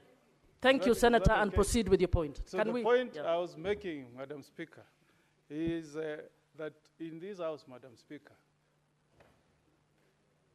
we should not always agree with the position of the executive, Madam Speaker. And we have made mistakes before. I was making reference to the share regulations, Mr. Speaker, Madam Speaker, that we got a report, a reasoned report from the committee of chaired, I believe that was by Mwenda Gataya, Madam Speaker. And because some of us thought that we were going to offend the executive, people were whipped to disagree with the report of that committee. And Madam Speaker, you know the suffering Kenyans have gone through. Because those regulations were not well thought out, they did not undergo a qualitative public participation, Madam Speaker. So when we are discussing Senator these Cheragei, things... what is your point of order? Can you... Madam Speaker, I rise under Standing Order 105 on accuracy of facts. When he says Kenyans have suffered courtesy of share regulations, does he have a facts that can prove? Senator Cheragei, I rule that as a frivolous point of order. It's not frivolous, please sit down. Speaker. Senator Mogeni, please proceed. It's not frivolous. I have not even... I have ruled. Senator Cheragei, please sit down. Senator, please sit down. Let Senator Mogeni proceed. You know, Senator Speaker, have you heard what he has said? He has said that it seems like ODM is running Cheragei, the withdraw what you have just said. Let him withdraw. He has said that it seems ODM is running the House. Senator Cheragei, can you withdraw your suggestion that the House is being run by ODM? But it was not Senator Cheragei, can you withdraw? I heard that very well. Madam Speaker, I withdraw only when the answer is produced. Senator Cheragei, can you withdraw? I have ears, I heard it myself. Madam Speaker, with all respect, I want to see the answer because I never said. Senator Cheragei, I heard that as the Speaker, and I am directing that you withdraw that directive. Madam Speaker, Madam Speaker, I withdraw and apologize, but my point has been made. Thank you. But my point has been made. So, Madam Speaker, the point I was making, Madam Speaker, is that we were not elected in this House, Madam Speaker, to take and accept everything that comes from the executive, Madam Speaker. And I'm giving you a very clear example on the sufferings. Senator Cheragei, this is the last time I'm warning you. If you keep disrupting the House, I will actually throw you out.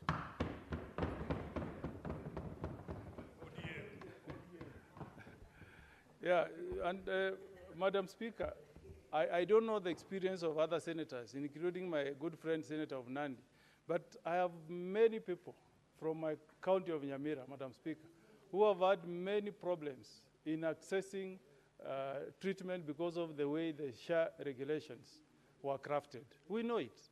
And Madam Speaker, I'm saying this with a heavy heart because I came here to fight for the people who elected me, Madam Speaker. And there is nobody, including the Senator for Nandi, who is happy when you see Kenyans who are vulnerable, who don't have the financial resources, going to hospitals and they cannot access treatment, Madam Speaker.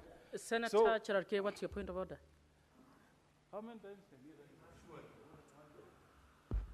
Madam Speaker, I raise understanding order 96 and 105 on accuracy of fact and 101 on contents of speech. For Senator Okongo Mugeni, is it in order to state that I'm happy that when the vulnerable and Kenyans are suffering, the issue of SHA is working in Nandi? Is it in order to cast aspersions, Mr. Speaker?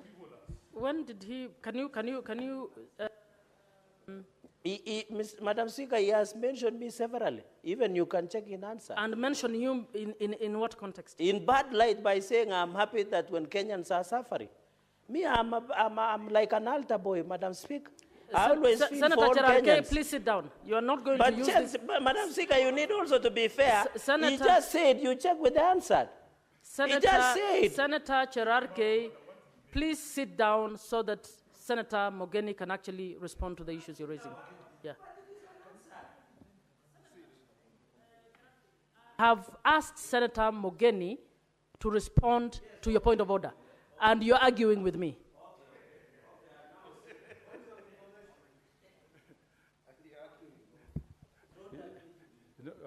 You can inform me, Senator for Kiambu. Senator for Kiambu, Senator Mogeni is fast responding to the point of order. Senator Mogeni, please. Yes, Madam Speaker, Senator Cherargei is our colleague, is a lawyer. And every law student is told to be very attentive when he's listening to proceedings. I said, I don't think Senator Cherargei will be happy to see people suffering when they don't access. That's what I said. So is that imputing a bad motive? I said it in a very positive note. Senator Cherargei, it has been clarified what you That's what I said. think is And not Madam what was Speaker, said. So proceed. Now, what is your... take note, Madam Speaker, that he has interrupted my debate 3 times. May you Senator also be Mogeni, attentive.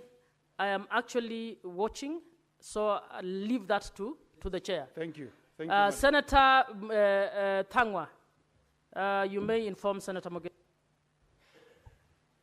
I wanted to inform Senator Mogeni that since the CS for Health, Aden Duale, banned the use of OTPs at the hospitals, SHA is not working. Reason, they say they want to use the biometric. But the doctors in every hospital, they're saying they have not been trained on how to use biometrics. So I wanted to tell you, you are right. You wouldn't want him, you believe you wouldn't want Kenyans to suffer when SHA is not working. And it is not working everywhere in the country. And I would want him to go to any hospital today. Senator Thangwa, you are informing him not using the opportunity to debate. So I'm Senator, not debating. That's how I talk, Madam Speaker. That's how I inform. I can also inform you like that. I come from Kiambu. That's how I talk, Madam Speaker. Senator, you have made your information. It is the message. It Senator, is not the tone, it's the message, Madam Speaker. Senator Thangwa, you have done the information. That's what I'm saying. He's Senator informed. Mogeni. He's informed.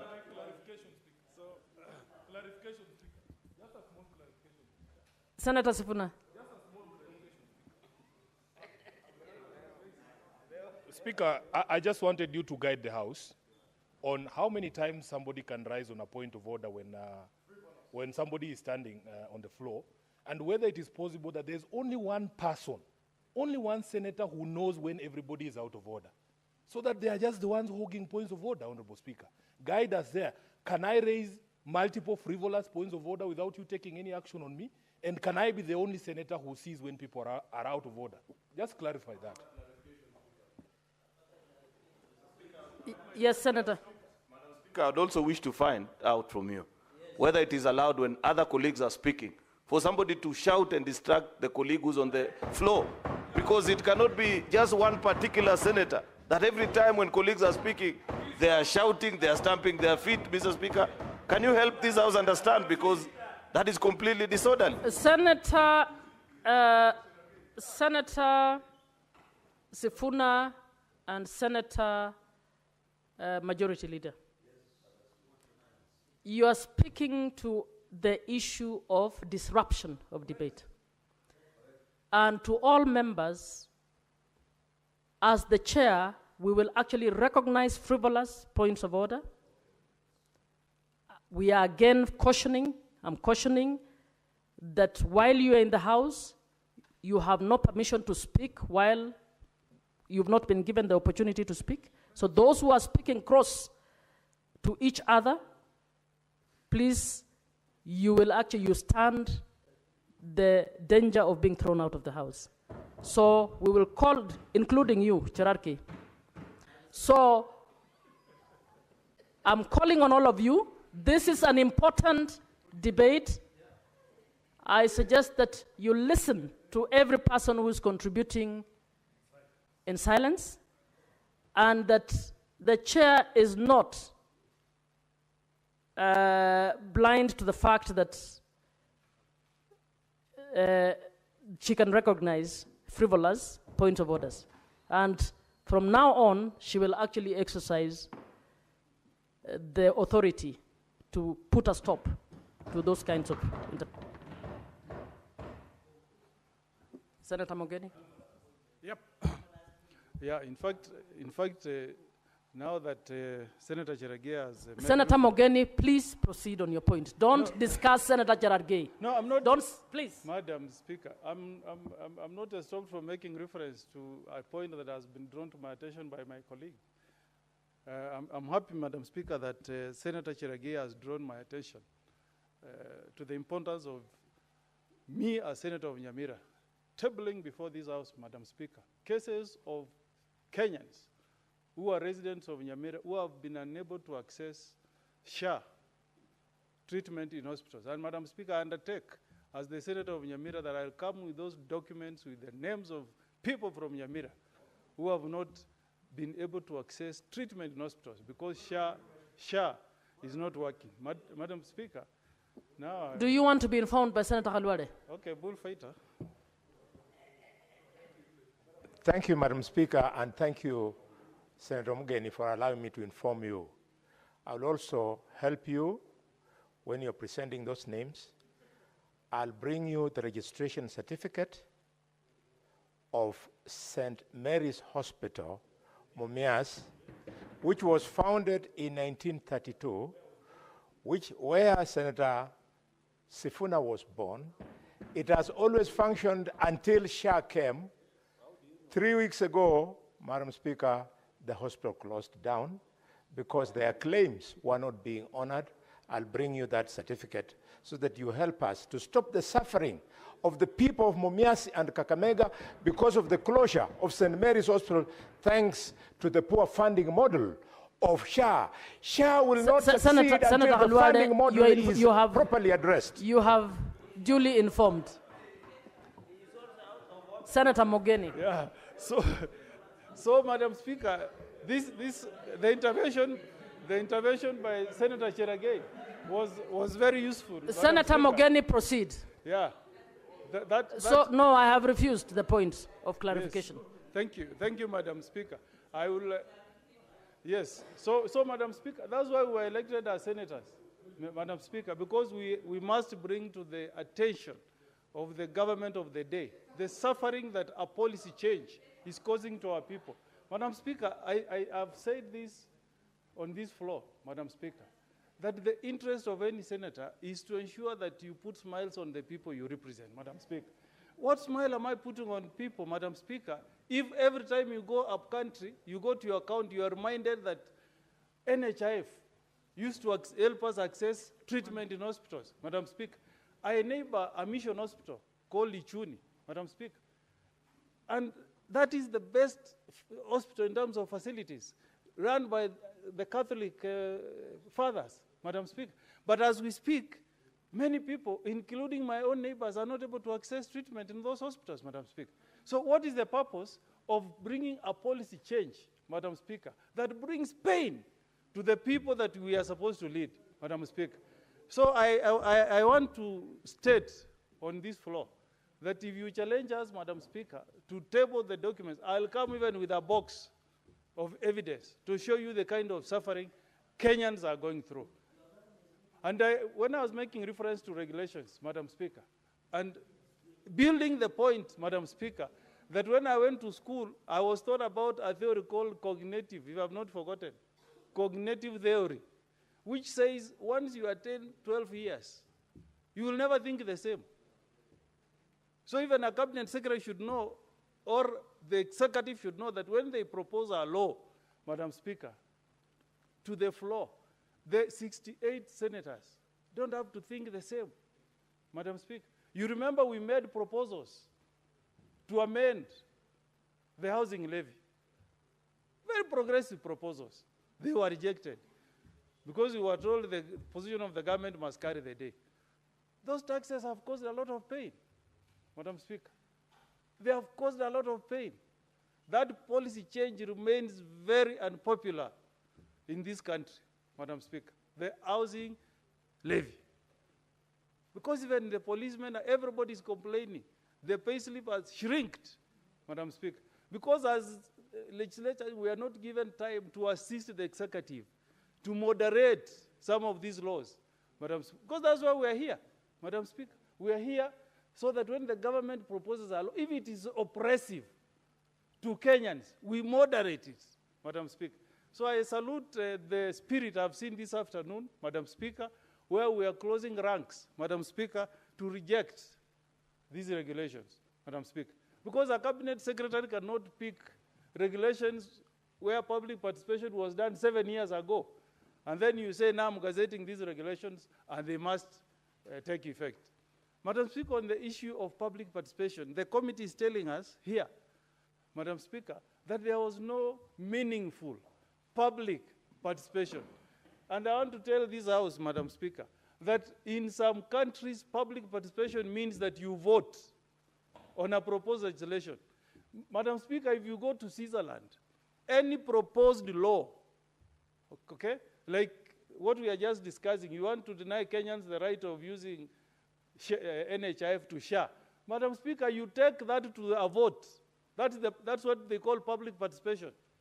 Our constitution has it there that there must be public participation, Madam Speaker.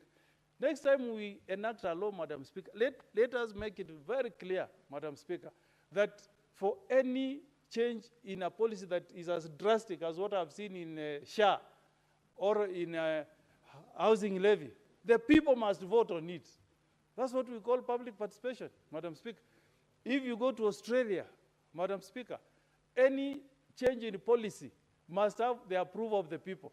Even proposing that a bar should close past 9, you take it to the people and they vote, Madam Speaker. In London, Madam Speaker, before you even cut a tree to affect the environment, the fresh air, in an area, you go to the people and they pass that policy in a vote, Madam Speaker. For the Australians to allow same-sex marriage, just changing the law to say a man can marry another man, they had to go to a referendum. It passed narrowly by 52%.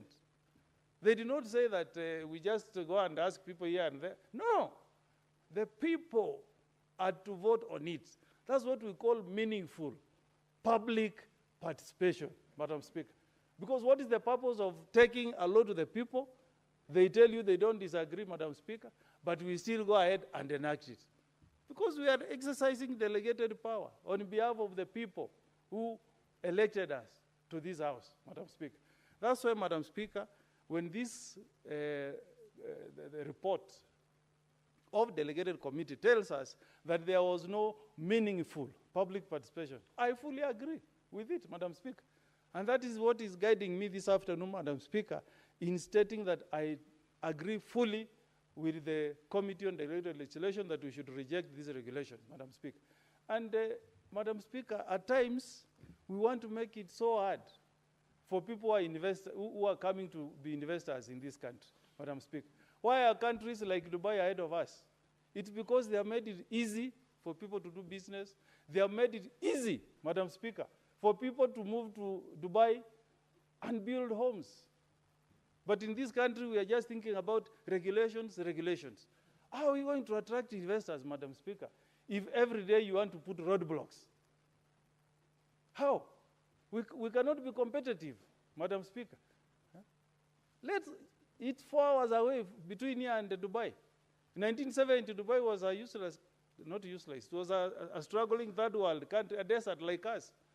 But because of the policies, the regulations that they put in place that are very attractive, they tell you, this thing you call a tax, they say we will make your life comfortable. We will not overburden you in terms of the tax you pay. That's why even as a country, Madam Speaker, let us re-examine our taxation policy, Madam Speaker. Because if you overtax investors, they will go to other jurisdictions. They will go to Rwanda and look at the tax regime. If they find it more attractive, more accommodative, they will move there. And who suffers at the end of the day is us, Madam Speaker. And it's the people who come to invest who will provide employment to the many youths who are out there, who are jobless, Madam Speaker. Because government cannot employ everybody. These unemployed youths cannot all be absorbed by the Public Service Commission, Madam Speaker. So when we reject regulations that are going to make it burdensome, Madam Speaker, for investors to come, we are doing the right thing as the Senate of the Republic of Kenya, Madam Speaker. So I want to assure my good friend, Senator of Kericho, my neighbor, that I did not make my statements trying to impute any bad motive, Madam Speaker. But I was saying, in a multi-party democracy like where we are, in a liberal democracy, under our 2010 Constitution, it is not a crime, Madam Speaker, at times to disagree with the legislation proposed by the executive. Madam, there is nothing criminal. That's why we are a multi-party democracy, Madam Speaker. That's why we are paid as Kenyans to receive legislations, take them through public participation, make a report to this House, and then the House either agrees or rejects. There's nothing criminal about it, Madam Speaker. And you know that those who are before us have made mistakes. The people who are here in this House passed Section 2A in 1982. But later on they realized it was a mistake. Yes, let's learn from history. Senator Thangwa.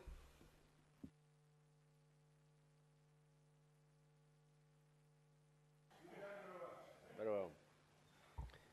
Thank you very much, Madam Speaker, for giving me this opportunity to also comment on this issue.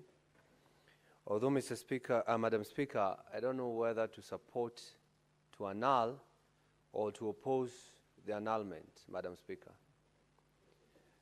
I'm a little bit confused because of two issues.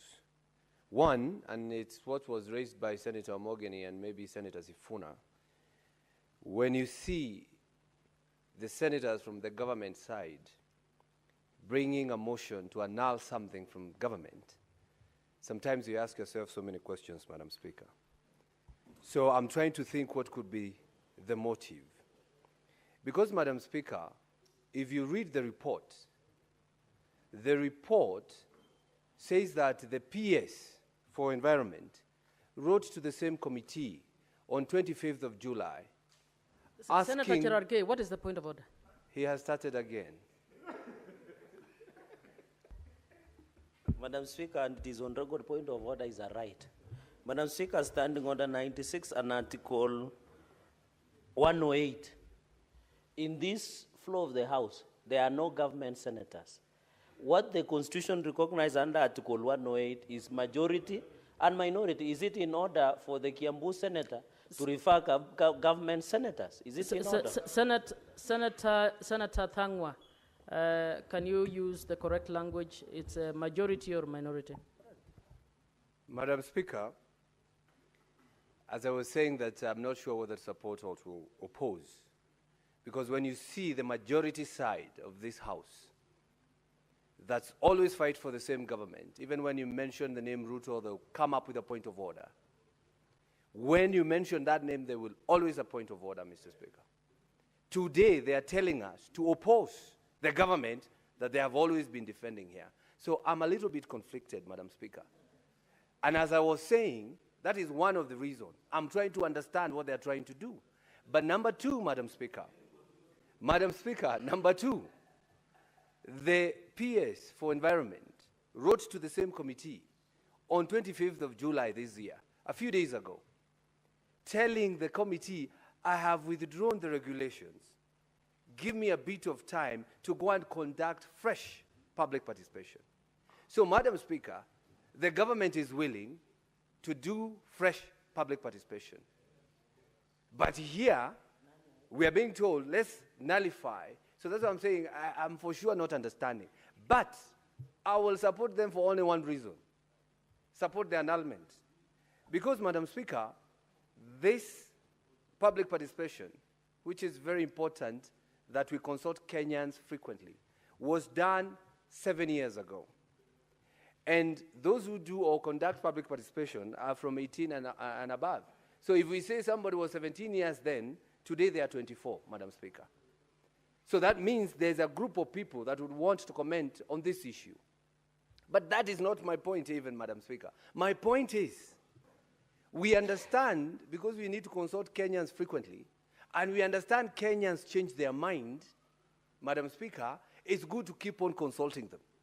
Because even as we stand here, there are people we voted for in 2022, and we have already changed our mind.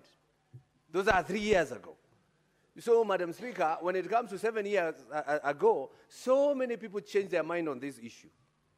Even those who are not consulted then, they are of age and they can be consulted today, Madam Speaker. So I'm only supporting them on that issue because we have been vindicated. People can change their mind in whatever time, Madam Speaker. So for now, I'm supporting them because of that. And we would want that the CS conducts fresh and inclusive public participations so that we can hear what Kenyans are saying, Madam Speaker. Madam Speaker, you also recall that we passed a law called the Climate Change Senator Act. Thangwa, just before you proceed, the last time I checked the records, I think you are a majority senator. So I think what we need to take into account that every senator here has the freedom to contribute as they wish. Yes, Madam Speaker, but we rarely see that. Madam Speaker, I was saying that if you recall in 2023, this House plus the National Assembly, we passed or amended the Climate Change Act 2023. And they go in tandem with the same Act of Environment Management and Coordination Act, Madam Speaker. So if we dealt with with matters climate or matters environment in the Climate Act, then they could have probably affected these regulations that were enacted or that were drafted 7 years ago, Madam Speaker. Madam Speaker, some stakeholders say they were not consulted. And it is always nice, and that's what I'm saying, and that's what I'm not understanding. The majority call me in there, but I know myself, Madam Speaker. I don't understand why they are so much into it that this time we want to listen to the people. But on some instances, Madam Speaker, when we are on this floor, nobody wants to listen to the people. And that's what we have been saying, Madam Speaker. But we have indicated, and we are happy. And this should be the spirit, that everything that comes to this floor, let the people be listened to. Let the people be consulted. Let there be public participation, Madam Speaker. And that's what they're saying, Madam Speaker. It has been quoted out there, skiza ground, Madam Speaker. People should be listened to at whatever level, at whatever aspect, Madam Speaker. Madam Speaker, what you are calling for by annulling these regulations, Madam Speaker, is that we call for fresh, inclusive engagement. That's all, Madam Speaker, and I support the annulment. Senator Sifuna. Thank you, Honorable Speaker. I want to start by applauding the Committee on Delegated Legislation led by Gataya Mofire for this bold decision that has led the House to rally behind the entire committee. That when something is wrong, we as a leadership have a responsibility to say that it is wrong. Honorable Speaker, the key reason why the committee has decided that we annul these regulations is because the ministry responsible is bringing to us regulations claiming that participation of the people was had 7 years ago. That is in 2018, Honorable Speaker. Very many things have changed between now and 2018. In fact, Honorable Speaker, I don't think that 7 years ago, I had just been appointed as SG of ODM. There's been a long, long period. This is my 8th year there. There's a lot of things that have changed, including in the political space.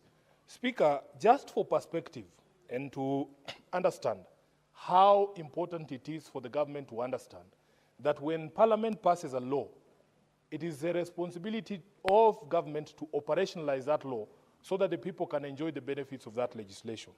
It is unconscionable to go 7, 10 years without actually having actualized the law. And I want to give this House the most poignant of examples, Honorable Speaker. There is a bill that we passed as a Parliament in 2017 called the National Coroner's Service Bill.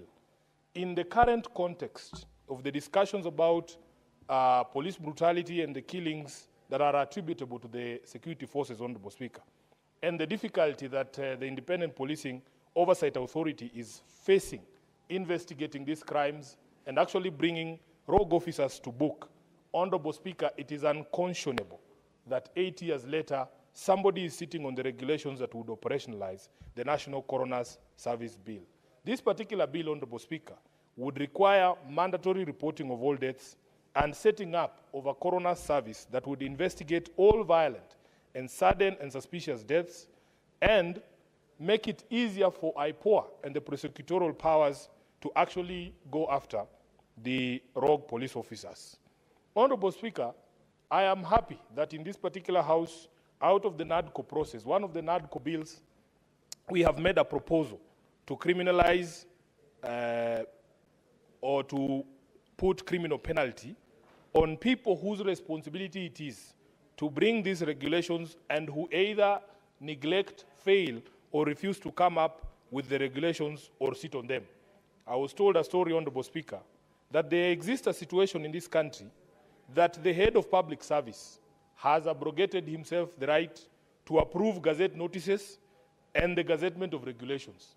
Now, as far as I understand the legislative process, Honorable Speaker, the head of public service has no legal basis or constitutional basis to be the one to determine the contents of regulations when they are gazetted or if at all they are gazetted.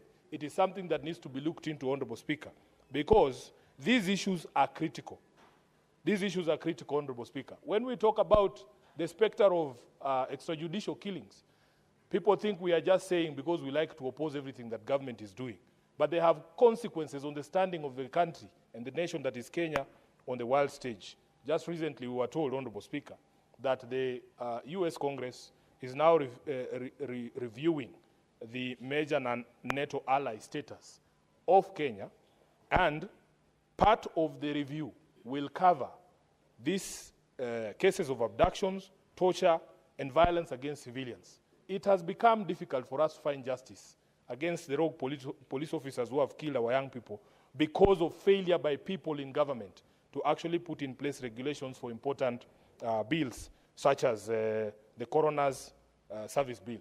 Speaker, I will not take more time than that, just to appreciate our colleagues in that committee, chaired by Mofire, Senator Faki, Maanzo Montet, and the others, including Boy Juma, for putting a foot down. And the point that the senator for Nyabera was making, Honorable Speaker, which I thought was misunderstood, is that every single opportunity, we as a House must validate our space in the constitutional order, because there exists separation of powers. The executive should not know how the House will treat a proposal that comes from them before the proposal lands on the floor, because there is an expectation that we've been given constitutional power by the people to give an objective view of every single proposal that has come from the executive, so that it doesn't matter if I was elected on the ruling party or the party that is in opposition. I, as a member of this House exercising that legislative power, at the very minimum should give Kenyans an objective review of that proposal before I say nay or yay. Speaker, Khalwale has just informed me that the hospital where my placenta was cut has now been shut down. And it reminded me of the debate about Senator Kajwang's former university. Senator, it's the placenta of your mother. The placenta is shared by the mother and the child. I don't think any party can claim whose placenta it is. It is also mine, and I can text my mother here to confirm whose placenta it was. Proceed, Senator. But anyway, it reminded me of that debate, Honorable Speaker. I don't know if you recall, when Moi University was facing closure, and Senator Kajwang, who went to Moi University, was asking, now what will I tell people? When they ask me, which school did you go to? How can you make reference to an institution that does not exist anymore? So I am finding myself in the same dilemma as the Senator from Homa Bay, Honorable Speaker, that now I can no longer convince people that I was born in a decent faith-run institution, Honorable Speaker, because it has been closed down. And we must do everything. We must do everything. Because in 1982, Honorable Speaker, to find an institution such as that was able to safely deliver somebody who can become a senator for Nairobi, it was not easy, Honorable Speaker. So it breaks my heart that has befallen that hospital, and all it takes is for this government to ensure that the system they have put in place when it comes to management of our healthcare, it works. If it works, you don't need to defend it. You see, this is the problem I have, Honorable Speaker. Everybody can see when something is working, and if you defend it so hard, and the people in the villages there, I was in a very rural village called Luhome, somewhere in Saboti, Honorable Speaker, over the weekend. And I can tell you, the question was put to those women. They have lost Linda Mama. SHA is no longer working. It doesn't work for them. So why do we insist, instead of just taking back this feedback and tweaking the system, the way that CBK dealt with the questions that were raised about voiding of payments, and they have told us that they have taken steps to ensure that it will no longer be possible for county officials to void payments. That is the sort of government we want, a government that just listens to criticism and takes corrective measures. I was very pleased myself when, after bringing the question of university accommodation fees here, the ministry actually took steps to correct that. That is what we expect from a government that is responsive, not just being defensive and sending hecklers to heckle us down here in Parliament whenever we raise these issues. People like, I don't want to mention them, Honorable Speaker. I've finished. Thank you. Senator Tabitha Mutinda.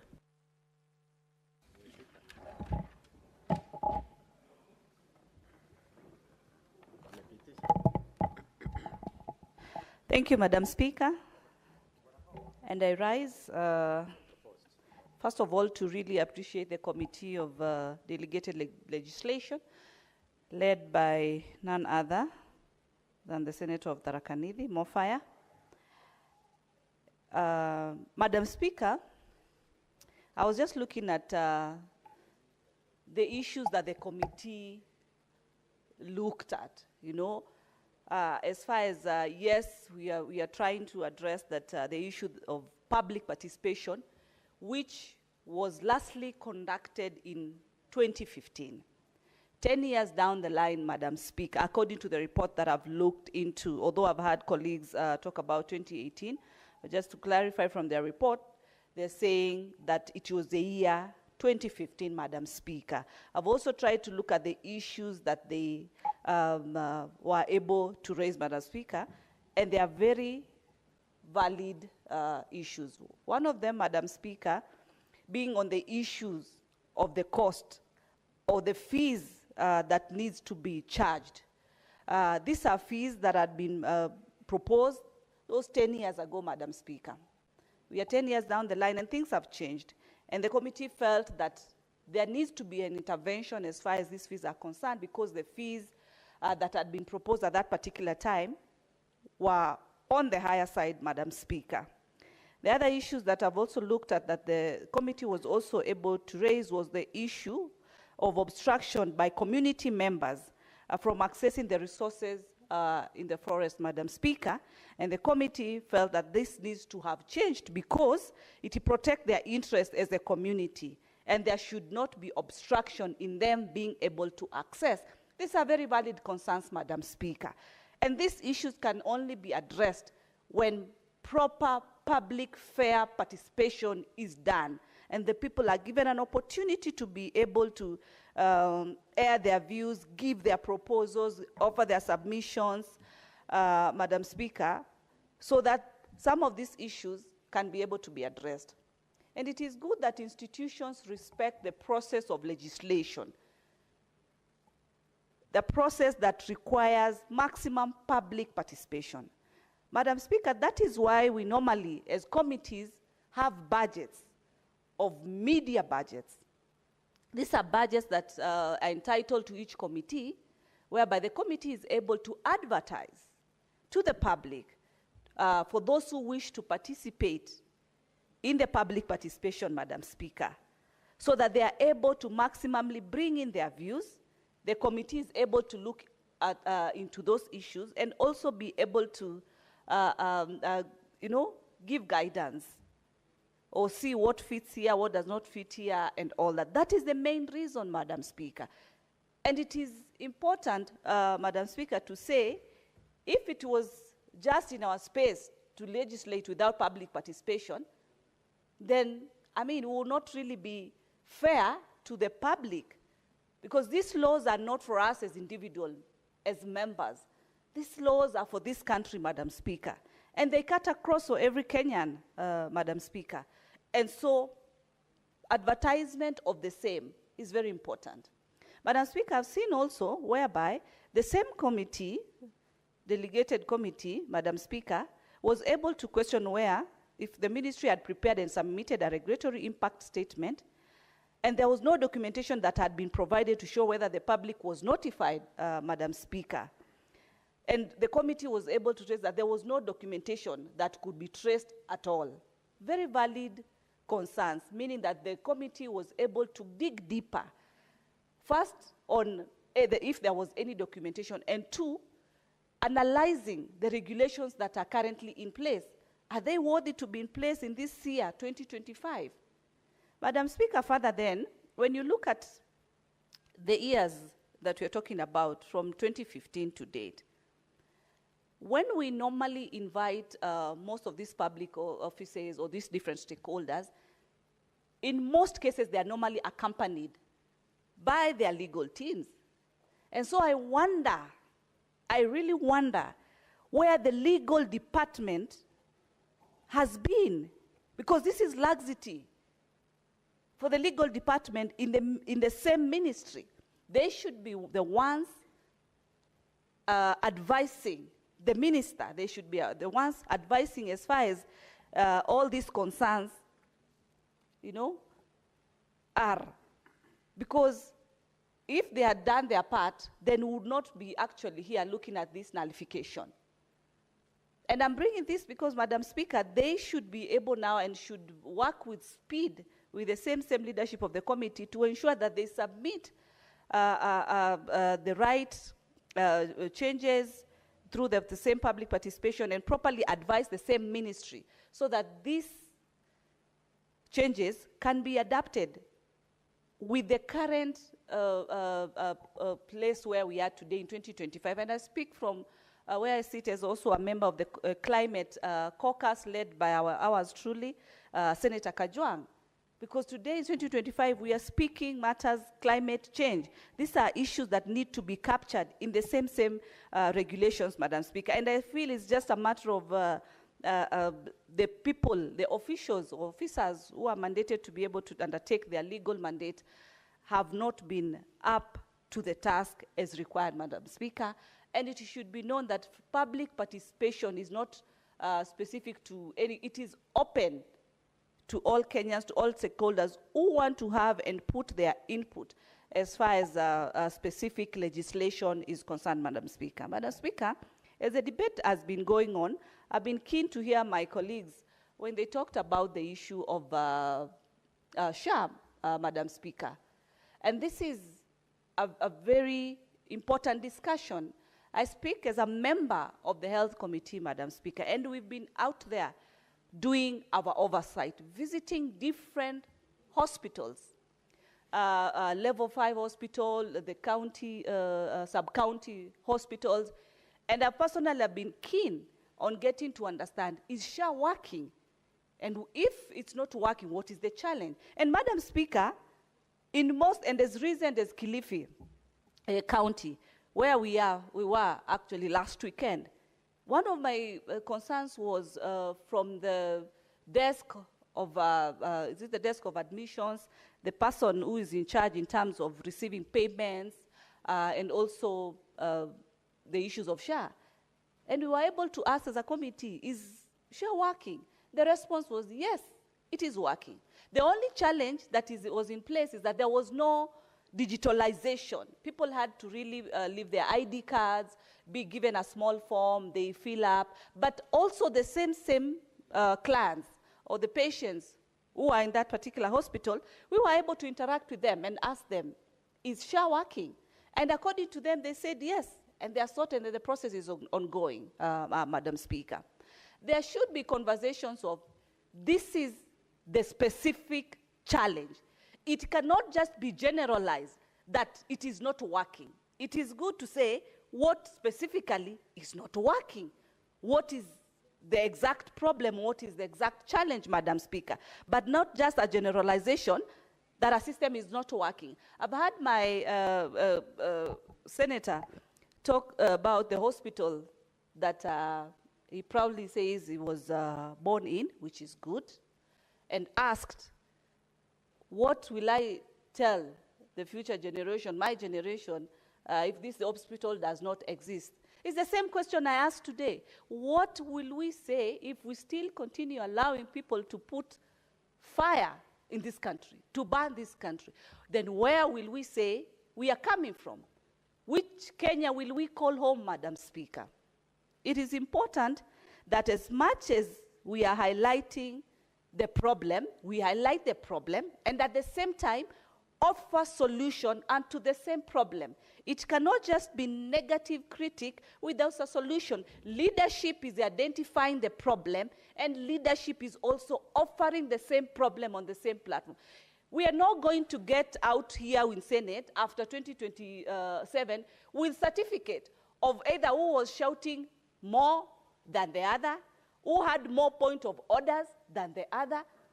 It is not about that. It is what we've been able to deliver as a house. There is no law that is for Senator Boni Halwale. There is no law that is for Senior Senator Oburu Odinga. This law is for us as a country, as the people of this nation. That should sink very well, Madam Speaker. But it's not about the highest shouting person. With those many and few, I really appreciate the committee on the same and urge them through their leadership to fast track that these amendments and these regulations will be up to date. Thank you, Madam Speaker. Senator Kajwang.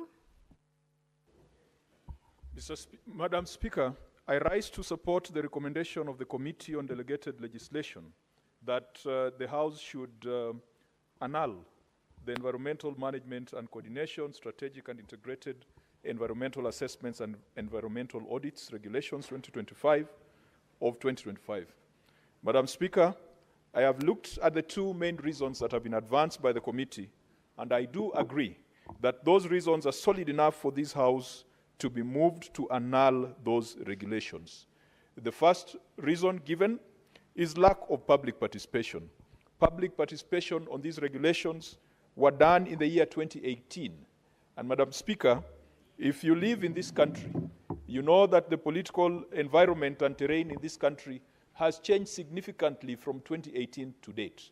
Perhaps even the aspirations of Kenyans have changed.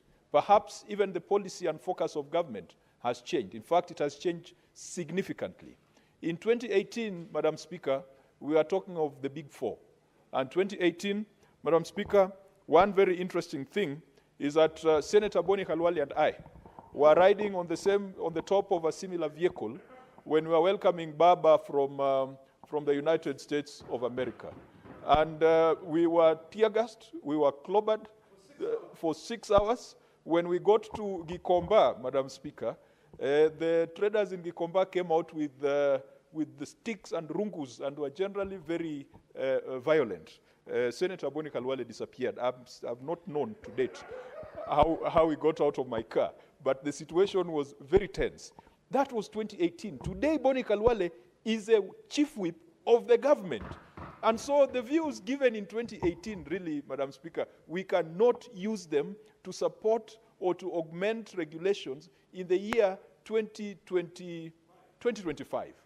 Madam Speaker, we have moved full cycle from Big Four. We went to handshake. We went to Tanga regime. We got into a new government that started with bottom up. And then from bottom up, it was, after bottom up, it was, before it was shareholders. It was a government of shareholders. After becoming a government of shareholders, it then became a government whose, to whom the most urgent national priority was to eject the deputy president. And then after that, it became the government of broad base. And now, at least, the nation has stabilized. Madam Speaker, you cannot use public participation of 2018 to support regulations today. A lot of things have changed in this country. And in fact, Madam Speaker, to be honest, if, assuming the former deputy president was involved in public participation in 2018 in these regulations, do you think he will hold the same views that he held in 2018 today? Definitely not. And that is why public participation must be timely. It must be current. It must be relevant. It needs to be fresh. It needs to be like news. On that basis, Madam Speaker, I agree with the committee that these regulations must be annulled and should be rejected. The second basis is that when the regulations were published, the fees and tariffs were not included. And Madam Speaker, that is an extremely material feature or aspect of regulations that cannot be ignored. Because the Statutory Instruments Act has a very clear definition of what a statutory instrument is. And Madam Speaker, for avoidance of doubt, it talks about any rule, any order, any regulation, any direction, any form, any tariff of costs or fees. You cannot exclude tariff of costs and fees from such regulation and then give the Cabinet Secretary the power to impose that. Madam Speaker, we must remember that delegated legislation or statutory instruments, I think in the UK they call it secondary legislation. It is this Parliament that has donated the power that has been given to it by the people to the executive. Madam Speaker, sometimes, and this debate has been going on in the Commons, there's been concern about what is called skeleton legislation, where Parliament passes a framework, a skeleton, and then says the Cabinet Secretary shall prescribe regulations. We did that with the Health Acts. When we were in Turkana, Madam Speaker, we were in a rush because the President told us that something good was brewing and that if we passed the 4 Health Acts, then everyone was going to get free medication in this country. We are going to get free health insurance. And Madam Speaker, every time I sit in the committee, I chair a Public Accounts Committee, I see governors present their receiver of revenue statements. And they come and tell me they are proud that they've grown their own source revenue. And they have grown it from hospitals. Level 1, level 2, level 3, level 4 hospitals. And I ask myself, if governors are making so much money out of hospitals, then where is this promise and dream of free and universal health coming from? I expect that in the next financial year, every governor would be reporting zero as fees collected from people in level 1, level 2, level 3, and perhaps even level 4 hospital. But look at all the counties, including my own county. We have grown our own source revenue beyond 1 billion Kenya shillings on the strength of hospital fees. Why are we still collecting money from the poor people? And yet we are supposed to be having one universal healthcare system and insurance in this republic. It's because we passed skeleton legislation. We were in a rush to get out of Turkana. We were in a rush to pass the legislation. And then we said the Cabinet Secretary shall prescribe and shall come up with regulations. Madam Speaker, I want to congratulate Senator Mofaya, who chairs this committee. And I keep reminding him that this is one of the most powerful committees of this House, because it ensures that that power that has been donated to the executive cannot be abused. It has been abused grossly in the past. I can give you a few examples, Madam Speaker. I've given the example of the Health Acts. We passed in this House the Fisheries Management and Development Act. That was in the year 2016.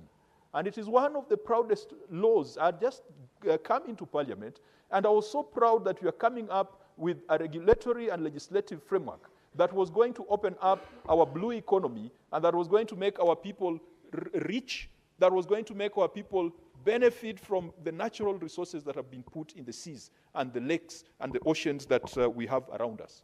To date, Madam Speaker, you have regulations that have not been brought to this House. And as a result, the Fisheries Management and Development Act cannot be enforced. Indeed, Madam Speaker, it is an insult to the fisher folk in this country when we heard the other day that the Fish Marketing Authority and Kenya Fisheries Services are some of the state organizations that are bound to be disbanded because they are offering no value. Madam Speaker, when we came up with specific parastatals and bodies to support specific crops, for example, the Dairy Board supports the dairy sector. I've not heard anyone say the Dairy Board should be disbanded. The Coffee Board, the Tea Board. Madam Speaker, when Mwai Kibaki became president, the policy was consolidation. And we came up with one super agency called AFA, Agriculture, Food, Fisheries, and Livestock Authority. But along the way, it was clear that AFA did not have the capacity to deliver the changes and the dream that was in the strategy for revitalization of agriculture that was espoused by Mwai Kibaki. As a result, people started divesting. Fisheries divested, coffee divested, tea divested, dairy divested, even livestock. I believe there's a livestock bill before this House. Why should the other sectors divest? And then when it comes to our fish, we are being told that that is going to be too small a parastatal, and that parastatal, whatever it is doing, can be done by the ministry. If that is the case, then let's collapse everything else so that we are equal. Madam Speaker, the same absurdity extended to the Cotton Development Act. This House, this Parliament, passed the Cotton Development Bill, which was sponsored by Senator Betsy Yengo. Both houses agreed. The bill was sent to the President for assent. The President did not assent on time. And then 3 months later, as an afterthought, the President returned the bill back to Parliament with a memorandum. And what was the memorandum saying? That it is not government policy to establish additional boards, that the cotton development and management can be done by the line ministry. We don't hear the same argument when it comes to other crops and products.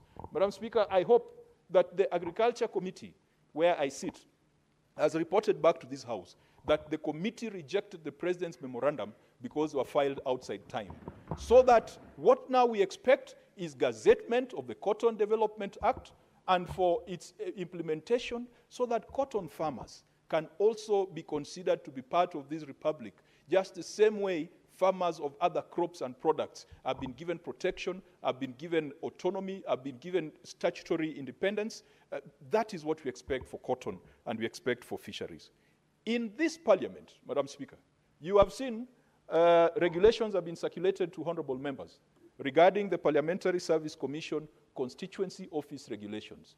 Madam Speaker, that has been the biggest joke in this Parliament, that this Senate has failed to influence the publication of regulations that will ensure that the office of the Senate is treated slightly differently from the office of the Member of National Assembly.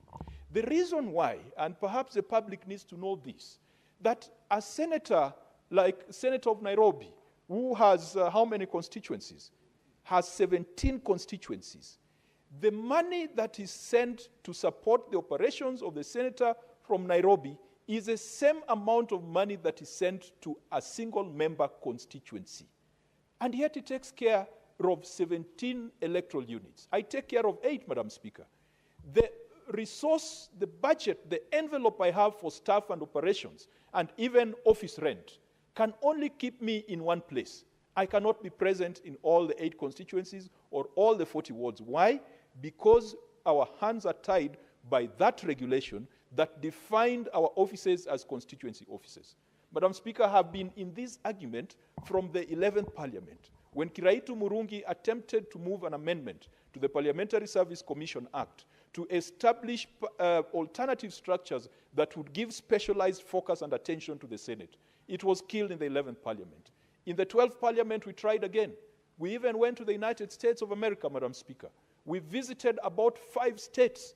We went through state legislatures to understand the relationship between state legislatures, to understand the relationship and operations of Congress and the House of Representatives. We came back with a report. Again, we proposed amendments to those regulations. They were again vetoed. They were actually vetoed by the other house, and that time, our late departed friend, the late Senator for Baringo, the Honorable Cheptumo, was the chair of that committee.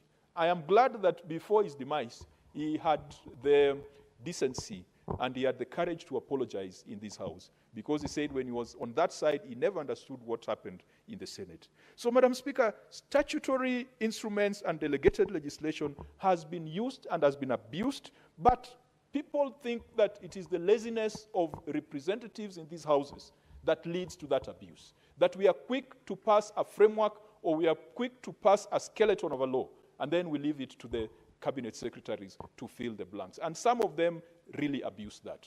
One of the abused statutory instruments was the Equalization Fund Management Regulations. Madam Speaker, those regulations came to this House at the end of the 12th Parliament. There was a lot of pressure. There was a handshake scenario.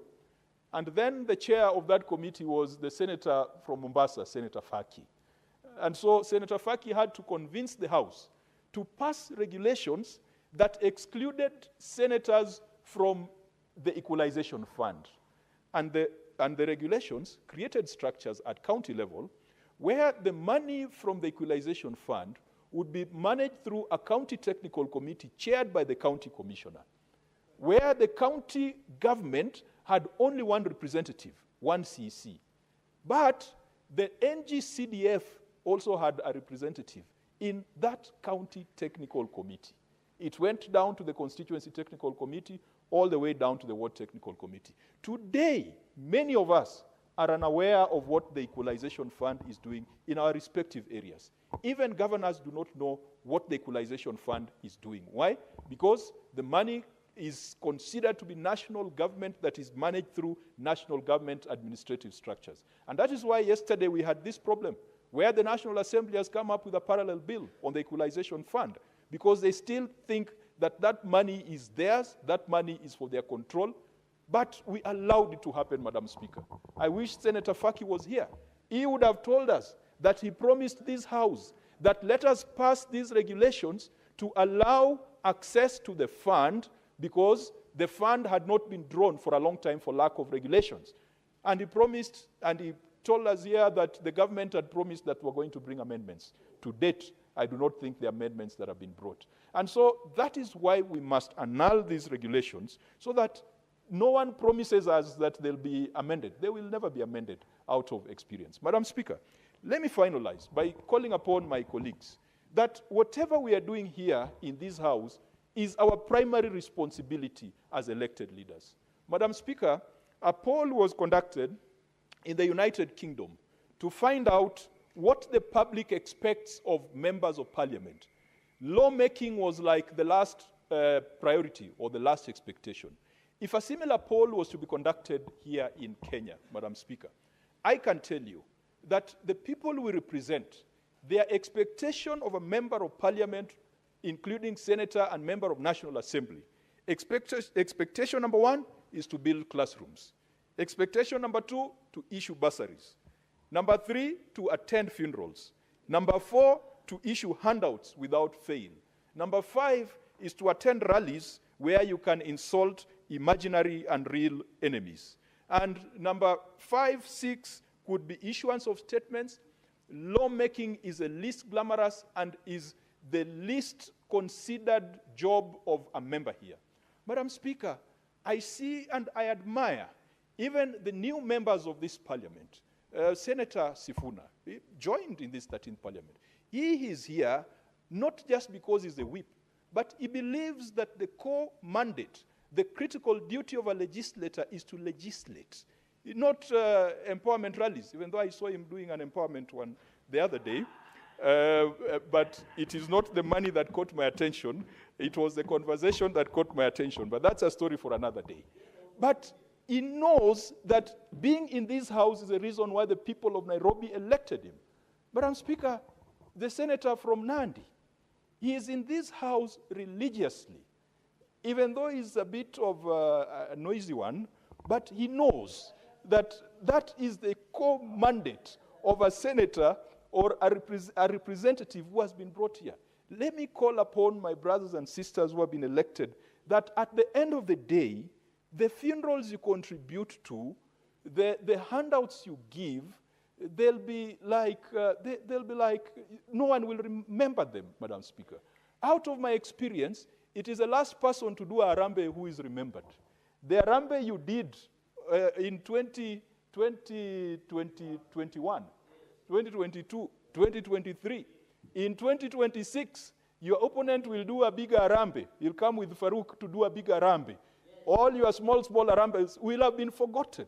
But your record and active participation in Parliament will live on. Madam Speaker, today we went to do prayers for Phoebe Asio, and everyone reminds Phoebe Asio for the motion that she introduced in this House that called for gender equity, that called for opening up the space. People did not eulogize her because she did a Harambee somewhere and donated desks, or because she sorted out some boys in some center. People like Martin Shikuku are remembered for their speeches and statements in this House. People like George Anyona, it's not because of their donations. And so as we head into the weekend, and I know some of my colleagues are going to board choppers and are going for empowerment things, please, let us focus on policy, legislation, regulation that can provide a level playing field for all Kenyans to be able to access opportunities, for all Kenyans to get empowerment. The idea of donating 64 shillings to women groups or 1,000 shillings to women group is tokenism, is a handout culture. And Madam Speaker, the party that I subscribe to, the ODM party, has always been against using Harambee as a model for development, because Harambee fuels corruption. When someone whose salary at net is 150,000 is donating 5 million in 1 month, that is corruption looking at you straight in the eye. And Madam Speaker, we are not going to grow this country if we continue with this pretense of empowerment rallies and empowerment Harambees. That cannot be our model for development. Madam Speaker, I support, yes.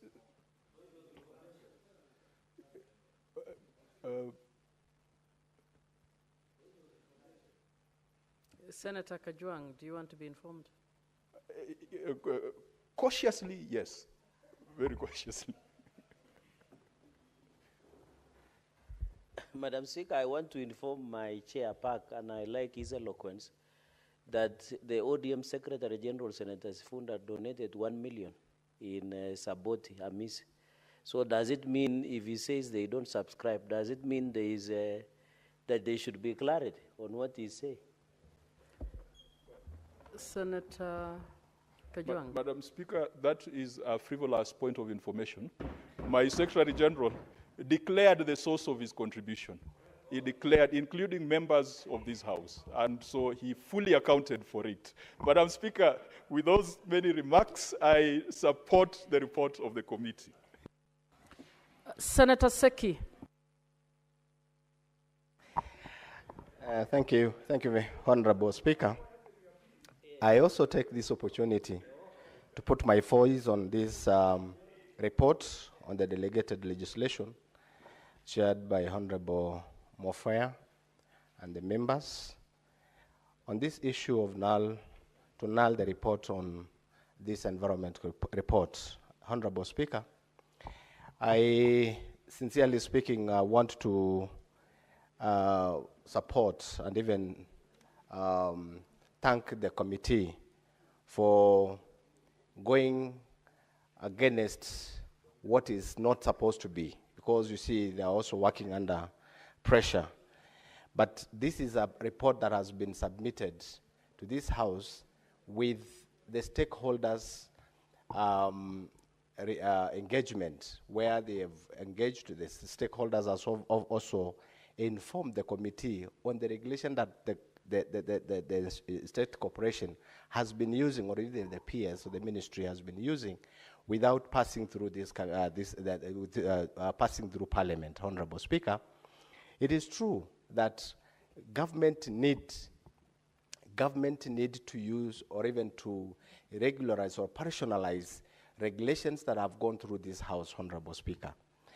And in most cases, we have seen a number of regulations, guidelines that are not going through, that have not come through this House, being operationalized by the ministries or state corporations, and it becomes a very big problem to the members of the public and to the entire nation.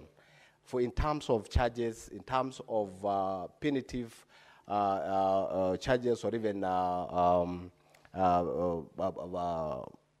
penalties, or through financial or even charges that are there in that regulations.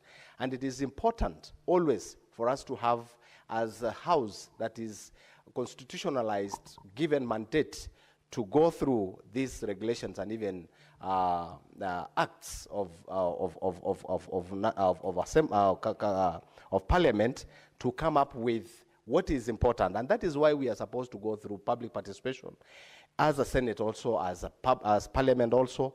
So it is always important that if this committee come in with a resolution that we null these regulations, it is important that we go through quite in order. And Honorable Speaker, I would be it would be very interesting if this committee also will go through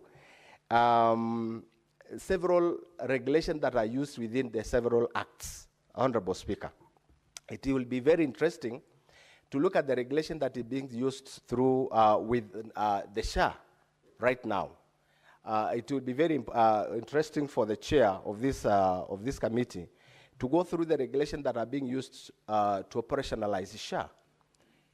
The same case to the regulations that are being used to operationalize Hustler Fund, Honorable Speaker. These are the important regulations that we really need to go through as this Parliament. And as a committee, I really want to urge and request this committee to go through the regulations that are being used in several acts that we've passed when the ministries and state corporations are implementing these acts. Otherwise, Honorable Speaker, I also want to support the committee recommendations to null this report. Thank you, Honorable Speaker.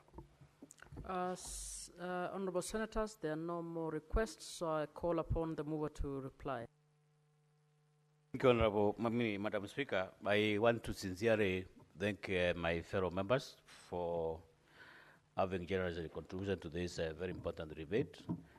This debate, Madam Speaker, has generated a lot of interest from across the divide. Very many members have enriched the report of the committee. And as the chairman of this committee, Madam Speaker, I'm very, very impressed because the core business of this House, Madam Speaker, is to legislate. And this House today has observed that law, that's power. And I'm happy, Madam Speaker, because I don't want to go into details of why we recommended for annulment of the report, because that matter has been properly there has been properly processed by quite a number of debaters who have been able to process the whole process. So, Madam Speaker, to sum up, I would request you that pursuant to section standing order number 66.3 of the Senate standing orders, I request for the department of the putting of the question to a later date, owing to the fact that the House doesn't have a quorum to that effect. The putting of the question is so deferred. Next order.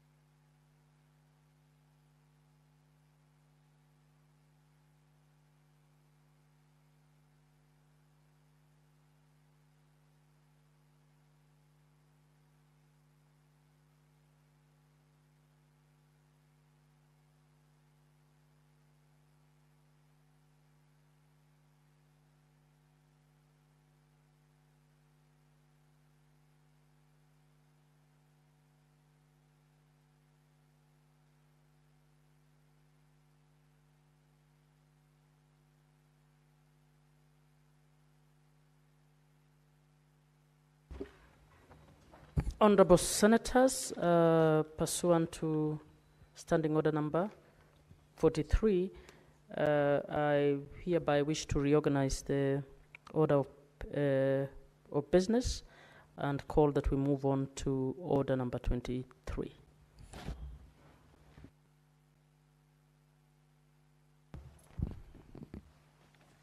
Order number 23, motion, report of the Standing Committee on energy, on the county oversight and networking engagements in Wajir County. Chair, Energy Committee, Senator Kisang. Thank you, Madam Speaker. Madam Speaker, I want to move this motion on behalf of the Chair. Madam Speaker, I beg to move that this House adopts the report of the Senate Standing Committee on Energy on the county oversight and networking engagement in Wajir County undertaken on Friday, 25th October 2024, as laid on the table of the Senate. Madam Speaker, I present this report for consideration and approval by the House pursuant to Standing Order number 223, subsection 6 of the Senate Standing Orders. Madam Speaker, pursuant to this, its mandate under Standing Order 228, subsection 3 of the Senate Standing Orders, to provide oversight and to consider all matters relating to fossil fuel exploration, development, production, maintenance, and regulation of energy in line with the resolution at its sitting held on 8th October 2024, the Standing Committee on Energy resolved to undertake a series of county visits, which included, Madam Speaker, going to Wajir County, amongst others. Madam Speaker, these visits were aimed at assessing key factors affecting the energy subsector at the county level, with a particular focus on historically marginalized counties in the northern frontier, major urban centers and cities, as well as other counties situated especially in the North Rift, Madam Speaker.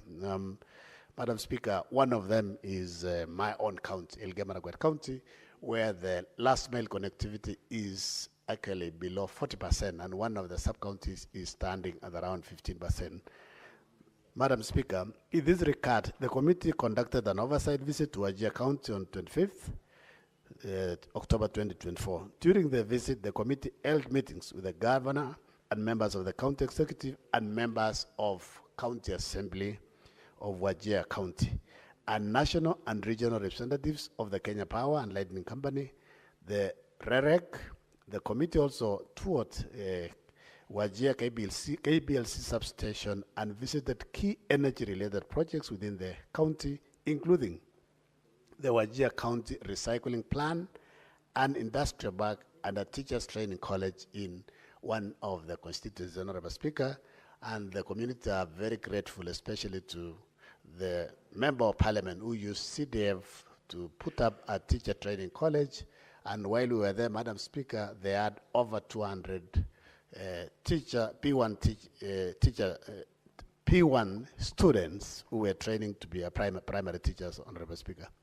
Madam Speaker, during these engagements, the committee sought to establish the status of the last mile connectivity projects implemented by REREC, with a particular focus on historically marginalized counties, as I have stated, in the northern frontier and also northern part of Northern Rift Valley, Honorable Speaker. The committee recognized that despite significant progress evidenced by approximately 9.7 million Kenyans homes already connected to electricity, as of late 2024, the pace of connectivity in remote and underserved regions remain a concern, with the government targeting to reach at least 10 million households by the end of 2025 and to achieve universal access by 2030, Madam Speaker.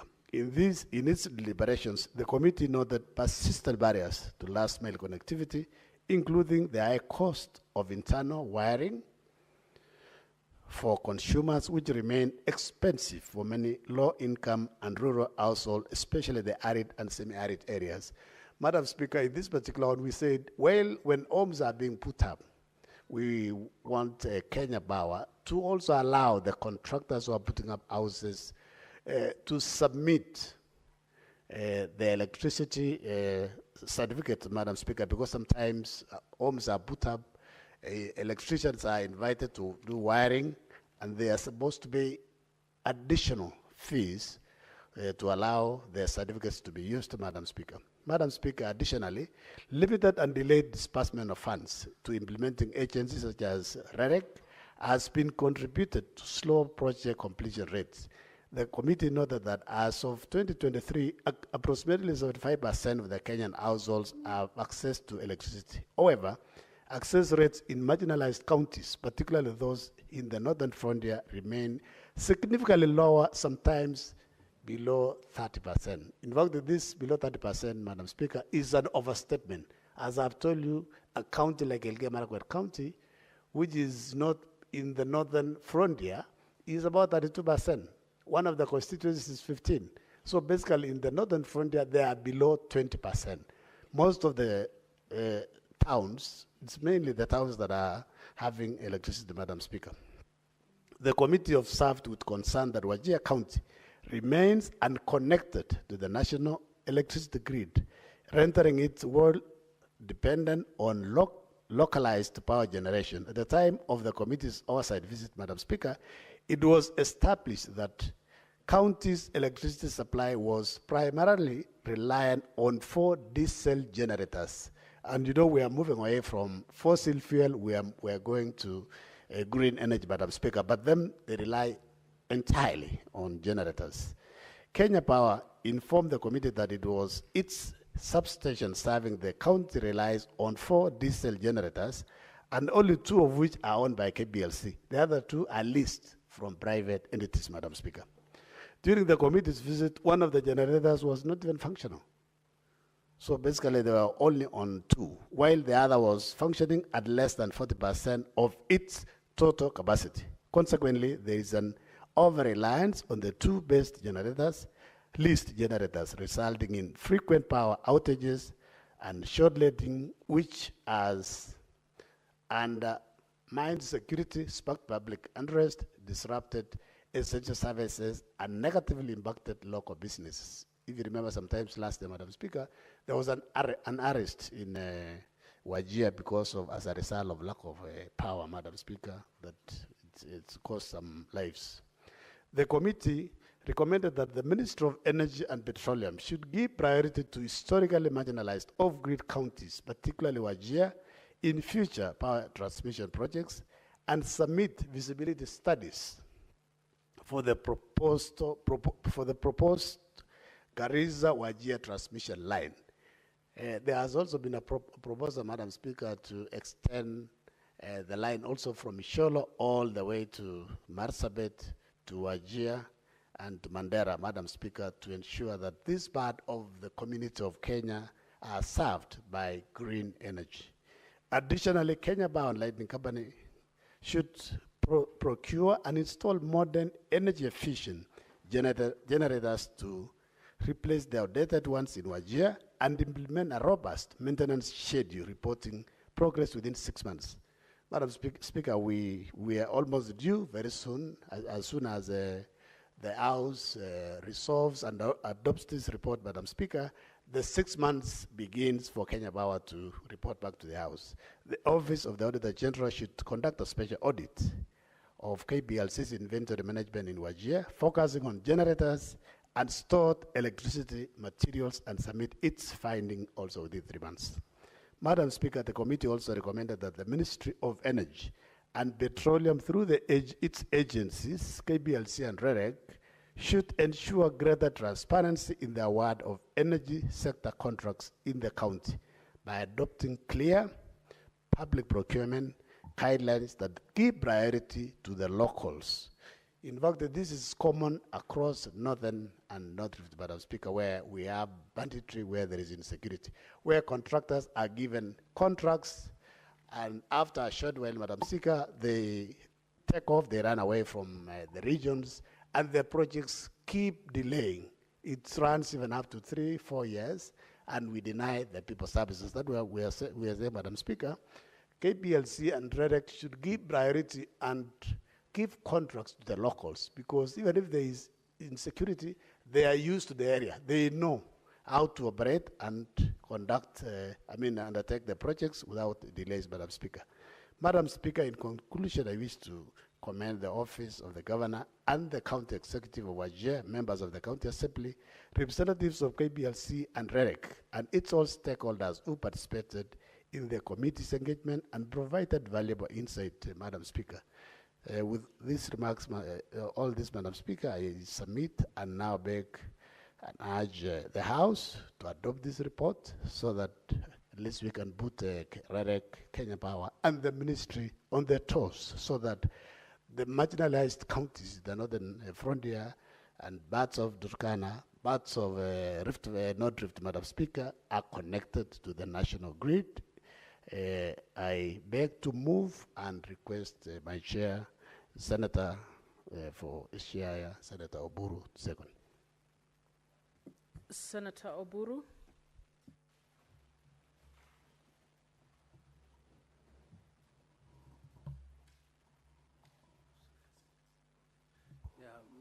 Madam Speaker, I stand to second this motion by my committee as presented by my very able deputy here.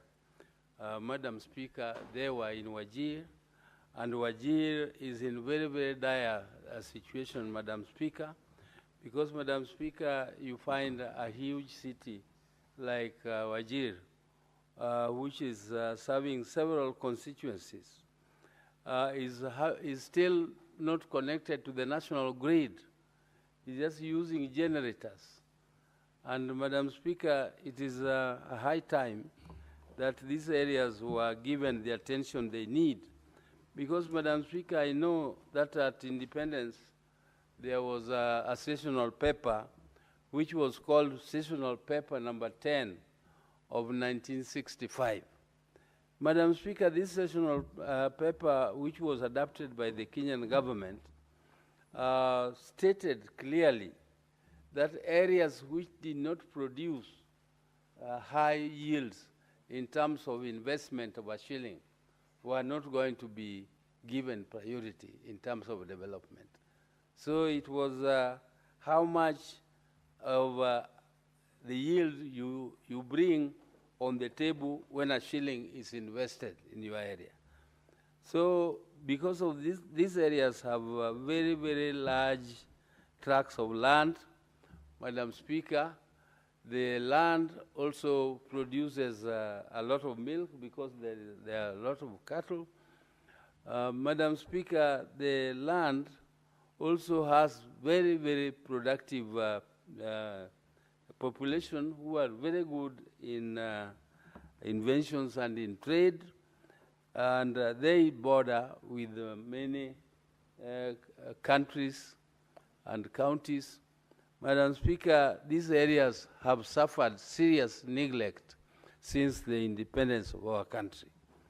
And it is high time, Madam, that our independent government now directed attention to these areas which have been marginalized. And to me, the marginalization started right at independence because of the policies which were adopted then. Right now, we have had several changes in government with different policies, and it is, Madam Speaker, we have experiences which we know. For instance, a country like Botswana, which is all arid and in fact, almost arid all through. But just because of the minerals they have, and I'm sure we have those minerals in this country, because of the minerals they have, and also cattle, by just selling the hides. Madam Speaker, just the hides alone give them so much money because they export. They export. I went with the Minister of Energy. We traveled to Turkey. We also traveled to India. And these people are importing from Africa, from other African countries. But they told us categorically that they cannot import from Kenya. The reason being that our the way we slaughter our animals is still very primitive. We just use the knives to skin our animals. And using the knives to skin animals spoils the skins. The quality of the skin goes down completely. We need to establish abattoirs, big abattoirs in this country, in these counties, so that we can properly and professionally slaughter our animals, so that the quality and the earnings from these hides and skins is improved. Madam Speaker, I don't want to speak more. I did not travel in this particular journey, but I'm pleading with the House to support this, report by my committee so that we can move forward. And Madam Speaker, I want to end by saying I support and plead with the House to support us in this. To second. I second the motion. Thank you, Madam.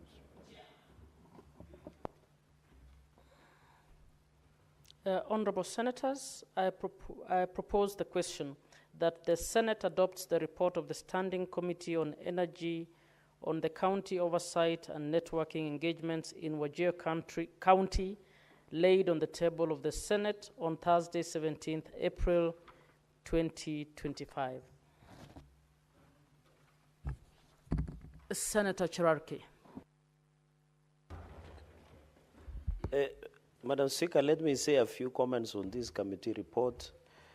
By starting off, I want to thank the youth-led Committee of Energy and the child of broad-based government, Senator Oburu Odinga, for the good job.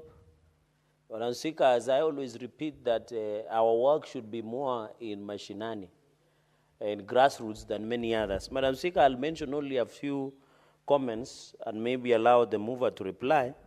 Let me start from the basic. When I heard the mover, the vice chairperson, talking about the challenges of electricity in Wajir, through the speaker, Chair Senator Oburu, when we also visited in January, Mandera, it is the same script, Madam Speaker. These challenges, I remember even people were when we were in Mandera, Madam Speaker, they were even requesting that they were approaching Ramadan. And it was the season that it was very hot. When you go to Mandera, it has also 4 generators, like they have in Wajir. All of them were dysfunctional. By the time we left, Kenya Power assured the people of Mandera that they were bringing new ones. The report we got later is that 2 new generators had broken down. Because apparently, because of the hot weather in Mandera and Wajir and northern part of this country, those generators could not be sustained. I have heard the mover talking about that Wajir, Mandera are not connected to the national grid. I think it is only Garissa, if I'm not wrong. And Madam Speaker, let me begin by the 4th schedule of the Constitution, because I last have 4 points so that I can cede grounds to my colleagues. When you look at the 4th schedule, one of the roles in number 22 of the counties is energy policy. And then number 31, energy policy includes electricity and gas regulation and energy regulation. I want to challenge counties that have been marginalized, like Wajir. Kenya Power and Lighting Company is not a monopoly when we pass this constitution. When we pass the 2010 constitution, Madam Speaker, there is no monopoly of Kenya Power again. Because counties have the power to regulate energy and even gas that we might have in this region, Madam Speaker. So I want to challenge counties that have been marginalized by Kenya Power and Lighting Company, KPLC, that under the Constitution, they have the power to produce their own energy. And they can be cleared by IPRA. I know the chairperson of energy is aware that there are small dams and small people who are generating their own power. Madam Speaker, I was shocked, and I want to challenge the government of Mandera and Wajir. When you are in Mandera, the river near Bulawayo, across, can you believe, Madam Speaker, this is very interesting. Can you believe, through the chair of energy, that Somalia, which appears unstable, has a reliable electricity? Can you believe, Madam Speaker? Somalia, which we fear as unstable, they have a reliable electricity. Across, there is Ethiopia, and the electricity there is cheaper. I want to appeal and challenge Governor Marsabit, Wajir, Mandera, to engage the national government as a guarantee to buy and get electricity from Somalia and Ethiopia. Because Kenya Power has decided to marginalize those regions. How can you explain 60 years down the line, Mr. Speaker, sir? 60 years down the line, that the great people of Mandera, Wajir, Marsabit are still being marginalized by Kenya and Power Lighting Company by not being connected to the national grid. It is very unfortunate and shameful, Mr. Speaker, sir. This constitution was a liberation to the people of northern Kenya. The fourth schedule, number 21 and 31, Madam Speaker, they can generate, and I want to urge the county governments of those regions to engage a better option. They will wait for Kenya and Power and Company Limited to bring an electricity through REREC. The incompetency, the lethargy of REREC in this report, I'm happy the chairperson and the Energy Committee have indicted them, Mr. Speaker, sir. They have been indicted. Mr. Speaker, all of us know the unreliability of Kenya Power and Lighting Company or Kenya Power, the electricity. In fact, Mr. Speaker, when it rains, you are likely to lose electricity. It is like when Kenya Power, when electricity notices there is rain, the powers disappear, Mr. Speaker. So I want to challenge, as I support this report, that Wajir, Marsabit, Mandera, just like any other Kenyans, they have a right to access to electricity. It cannot be 60 years down the line, the people, Wajir, Mandera, and Marsabit, Mr. Speaker, do not have access to electricity. If Senator Metu knew the seriousness of the matter I'm canvassing, he would just sit down and listen. Chairperson of Energy, I would have expected in your report to recommend to those counties to do their own reticulation of energy and gas so that we can give them a chance. They cannot be marginalized. We must fight marginalization by all means. We must fight marginalization. Even in Nandi, can you believe 60 years down the line, there are areas in Tindret, in Aldai, in Mosop, in Jesumei, in Mgwen, in Nandils, like Kapchorwa, Kapchanga areas that do not have access to electricity. Yet the substation is in Moroni, where Senator Oburu Odinga's neighbor, we don't have electricity. I'm happy that Maraba, the Kenya Power want to build a substation in Maraba. That's somewhere, I think, Lelkotet somewhere. So Speaker, then I have, personally, I saw the residents of Cape Korgot in Uasin County demonstrating that they have lost electricity for 3 days. That is too few for Kenya Power. There are people who have never seen electricity for 1 month, and Kenya Power don't care. They will just send you the bill. And that bill even overcharged.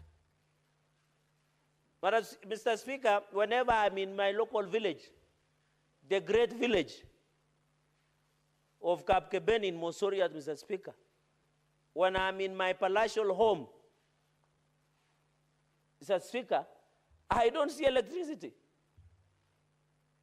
I stay in the dark until the other day, Mr. Speaker, I had to solarize my home. so that I can have a reliable electricity. I wish, through the Speaker, Chairperson, Senator Oburu, you should call Kenya and Power Lighting to order. And that is why you saw the county government of Nairobi had to dump waste in their offices because of the incompetency, lethargy, and reliability. And you know, they imagine they are the monopoly. They are not. Which monopoly do they have? The Constitution liberated all of us. So I want to challenge in the issue of Wajir. Mr. Speaker, when you travel to that northern part of Kenya, I don't want to say northern frontier district, because that has a very dangerous connotation, and my brother Senator Oburu, who has been around for some time, knows this. We should be pushing for zero taxation of solar panels and batteries, lithium panels, and anything that is environmental friendly, so that the northern part of Kenya, we can use solarization all the way to Turkana. I'm happy the committee has captured succinctly at military precision the issue of solar. We must push for solarization of northern part of this country and North Rift, including Turkana, Samburu, and other areas who experience and have at least enough sunlight, Mr. Speaker. And I'm happy, Mr. Speaker, for your information. I think the people who did the job in my home are some of the young men from your county, Bomet. So, Mr. Speaker, you need to look for a heifer, or we call in our language, Roriat, to thank me for giving them some job. In fact, Mr. Speaker, the current solar panels, you don't need the light. You only need UV light. And by midday, they have charged, and you can use to operate refrigerators and what have you. I'm happy. The chairperson, I want to challenge you. Can you push the government to zero tax the importation of solar panels, lithium batteries? Because purchasing one lithium battery is almost 120,000 to 130,000 Kenya shillings. The panels are 15,000, which is a bit affordable. You have seen them copper light. Mr. Speaker, when you travel to your village in Chepalungu, Chepala, and some areas, there is this copper that they use. We need to encourage to complement the inefficiency of Kenya Power. Let us zero rate the issue of solar. And I want to thank the chair. Please, in fact, the chair, through the speaker, the country is discussing about climate action. Even if we push for solarization, I can assure you, the Committee of Energy led by able brother Senator Oburu Odinga, we are able to work with the climate action plan that we are pushing as a country. Even I want to further suggest to this report that we need to push for wind energy. Because I have been to northern part of Kenya, there is a lot of wind. Why don't we harness wind and we become eco-friendly, environment-friendly, so that the people of Wajir, the people of Mandera, the people of Marsabit and other areas who are not connected to the national grid, they can have reliability. And during even their religious festivals, like Ramadan period, Mr. Speaker, they really suffer. And these are our Kenyans. We must be sensitive to all religions. We want, when Christians are celebrating Christmas, when Muslims are on their Ramadan, they should be able to enjoy access to electricity so that, Mr. Speaker, they can be able to celebrate some of these regulations. I'm surprised and I'm happy. It looks like the 4 generators, one is functioning at 40%, the other one has broken down, the other one are private individuals. Mr. Speaker, this is embarrassing that 60 years down the line, one region of this country continue to be marginalized, yet they are Kenyans. We don't want this habit. You remember in those days, Turkana, when the people from Turkana used to come to Nairobi, they used to say, we have come from Turkana, we are now going to Kenya. Because the first stomach would start from Kitale. And I know Senator Mandago is conversant when I say that. Mr. Speaker, number 4 is on special audit on Kenya Power and Lighting. I want to enrich, apart from activities within the Wajir, we should audit this issue of tokens, Mr. Speaker. You buy a token of 1,000 or 200 shillings, within a day or few hours, you hear dit, you cannot even sleep. It's behaving like an alarm. So, Speaker, I want to enrich the report by energy. Apart from special audit to AOG, can you direct that we do audit on this purchase of tokenism and prepaid, because that is where corruption is in Kenya Power and Lighting Company. I want to challenge, apart from auditing the activities of Kenya Power in Wajir, please push for the special audit of the issue of tokenism. There are many Kenyans suffering. They pay 200. Mr. Speaker, I saw some people wanting to, and I'm happy 26 million Kenyans have received the ASELA fund, and I think 72 billion has been dispersed. Some people, I heard my colleagues who contributed in the earlier motion saying 64 shillings, 1,000. They don't know that there are Kenyans who are buying tokens of 50 shillings or 100 shillings. Is it because they are staying in offices that are air-conditioned? Is it because they have too much in excess that they don't see 500 shillings or 1,000? Mr. Speaker, when I used to stay in, when I was studying in Riara Law School, here near Kibra, and that 500 shillings or even 200 shillings was enough for 4 of us to eat when we used to live in high-rise apartments in, near Kibra. And at 200, people are blaming that 500 or 1,000 is not enough. It is enough for family that operate in Kidogo economy. And therefore, the audit must be done.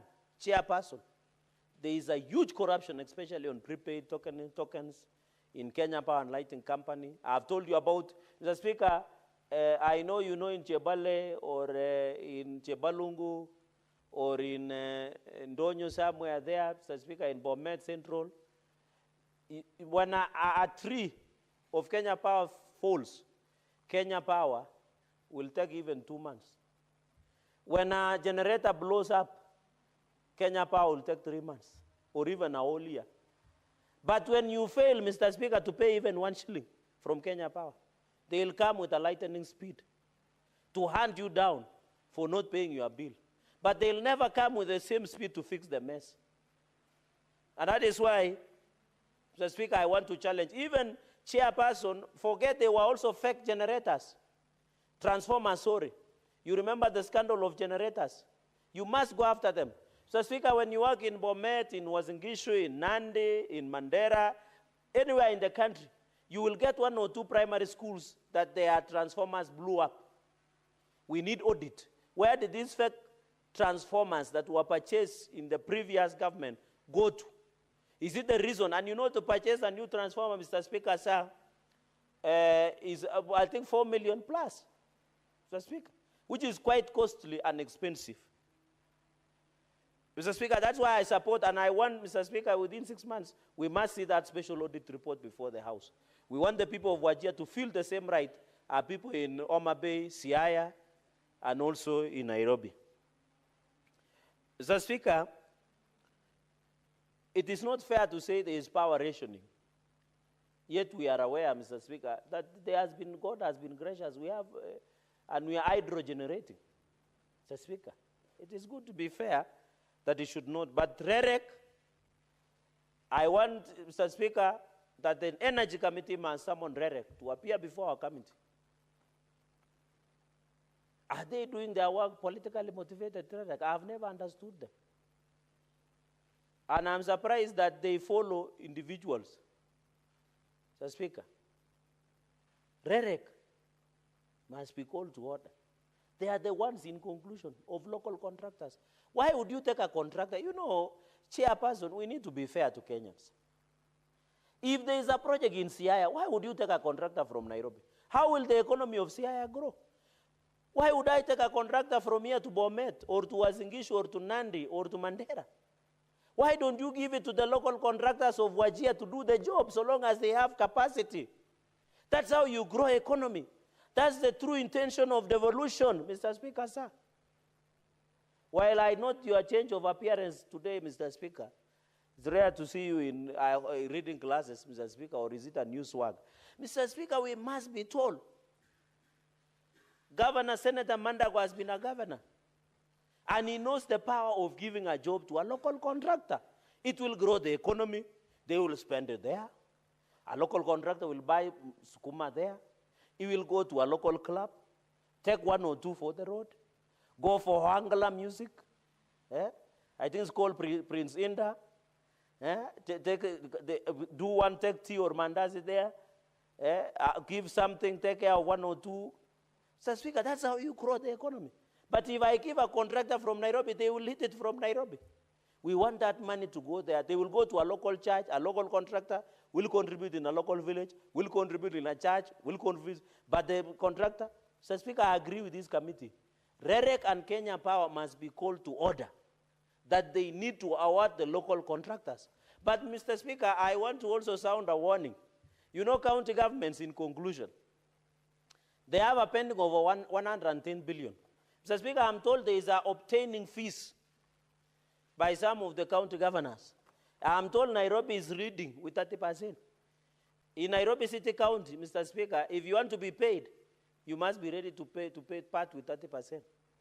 I'm told, like Nandi, they are doing 20%. So if you have a pending bill, you go and see governor. Then, Mr. Speaker, if you are good looking, if you are handsome, if you talk very well, you leave 30%. And that is what is happening in Nairobi. If you leave even the requisition, and we were discussing about voiding of payments, if you look even at all these aspects, here in Nairobi, I work because you must pay 30%. And when you look at the people being paid in these local contractors of Nairobi, they must part with 30% of their earnings.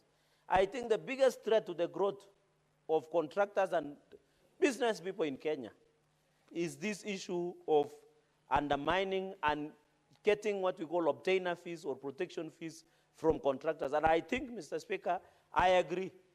And I would want to see, because he has said 6 months, I hope, Chairperson, when you report back to the House, bring us the list of contractors from Wajir.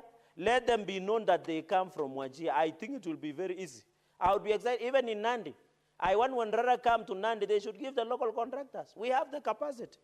We are not saying favor us. We are not saying violate the law. Give them the right.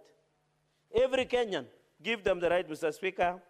And therefore, I want to say I support this committee report. And Chairperson. Senator Cherargei, you are already off time. Your time is up. You have got no microphone. Give him 30 seconds to conclude. Mr. Speaker, I don't know why today switch off when I am giving accolades to the firstborn of broad-based government, Senator Oburu Odinga, as the chairperson of Energy, is doing a good job. And we are proud with his experience. You know, there is no school of experience. It is only people like Senator Oburu we can learn from. With those many remarks, and indulgence, Chairperson, allow me to support this committee and wish this Committee of Energy all the best and its vibrance. I thank you. Senator Mandago. Thank you very much, Honorable Speaker, for the opportunity. First, I rise to support the report of the Energy Committee of the Senate, Honorable Speaker, led by the Senator for Siaya, Senator Oburu Odinga. Honorable Speaker, this committee has given this House very good information in terms of ensuring that this country is equitably developed, Honorable Speaker. Honorable Speaker, indeed, as a country, in order to develop and in order to encourage growth of manufacturing, Honorable Speaker, energy or electricity is a basic requirement, Honorable Speaker.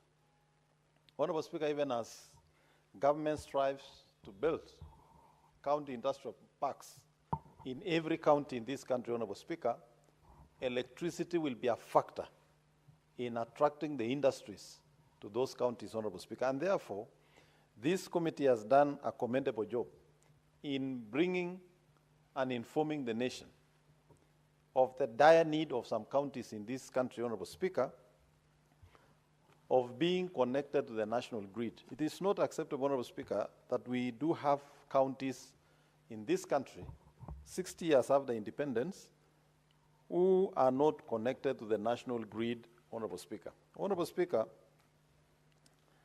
I want to thank this administration of Kenya Kwanza, led by President William Ruto, Honorable Speaker, because for the first time, there is a deliberate and affirmative action towards liberation of those regions, Honorable Speaker, and we have seen this by the road connections that are being built to ensure the ease of transportation we are hopeful that there is also a master plan on energy to ensure that these regions are connected to the national grid.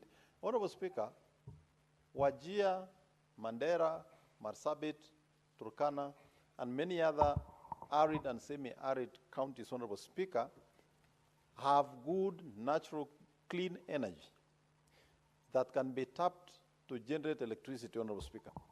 Honorable Speaker, we have the Lake Turkana wind power, which was a very brilliant idea, Honorable Speaker, but unfortunately, Honorable Speaker, there was a problem in that project of delay and the manner in which the contract was crafted in favor of the contractor.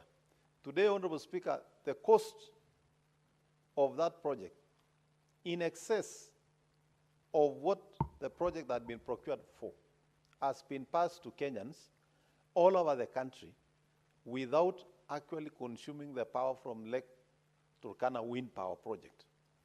I also want to urge this committee that has done a good job to look into this matter of Lake Turkana wind power, Honorable Speaker, because wind is another form of clean energy that can be utilized on those counties.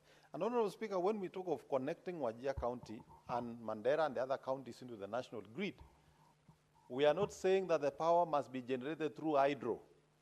It is possible to generate in large-scale power production through solar farms, through wind power, Honorable Speaker, and connect the whole of that region to the national grid, and even possibly, Honorable Speaker, supply extra power for purposes of reducing the cost of energy in the country, Honorable Speaker. Honorable Speaker, I wish to encourage the committee to pursue REREC, which has a clear mandate in terms of developing renewable clean energy, Honorable Speaker, to focus on these regions. Honorable Speaker, it doesn't make sense for REREC and the Ministry of Energy to begin pursuing solar projects in areas where we have hydro, in areas where we already have connectivity, Honorable Speaker, where we have the grid. They should, all renewable energy projects for wind and solar, Honorable Speaker, should actually be focused on these regions so that these regions can have consistent power. Honorable Speaker, I also want to ask the Chair of the Senate Energy Committee to look into the operations of Kentraco also, Honorable Speaker. Because as we speak, Honorable Speaker, a county like West Pokot is unable to get power for a number of factories that have gone to those regions, like the cement factory, Honorable Speaker, because there is a transmission transformer that was procured at a cost of close to 400 million Kenya shillings, Honorable Speaker. The transformer was transported from Mombasa. Unfortunately, there was an accident somewhere on the way, Honorable Speaker, and the transformer was damaged. The mode of transportation was not procured. It was not insured. It has resulted into a loss. And up to date, Honorable Speaker, that transformer has not been replaced. It means the plan of enabling connectivity in a number of places in the country has been hampered by that, Honorable Speaker, and the Cabinet Secretary for Energy, the Senate Energy Committee, must take decisive action on that matter, Honorable Speaker, so that the officers who are involved should actually be surcharged to make sure that value for money is gotten. Same to Lake Turkana wind power, Honorable Speaker. That Lake Turkana wind power would have possibly supplied power to parts of Marsabit, and probably, Honorable Speaker, would have been a model that would have been replicated in all these other counties to make sure that we have sufficient energy, Honorable Speaker. Honorable Speaker, counties should also put part of the money we appropriate in this House into ensuring that their citizens and their cities and their markets have electricity, Honorable Speaker. Honorable Speaker, we have witnessed that when electricity is supplied, when street lights and floodlights are supplied in the markets, Honorable Speaker, there is more time for the business people to conduct their business, and they can extend the time they do business, Honorable Speaker, from 6 p.m. all the way to 10 p.m., Honorable Speaker. Honorable Speaker, this will enable the traders and the customers to be able to operate at the times they are comfortable with.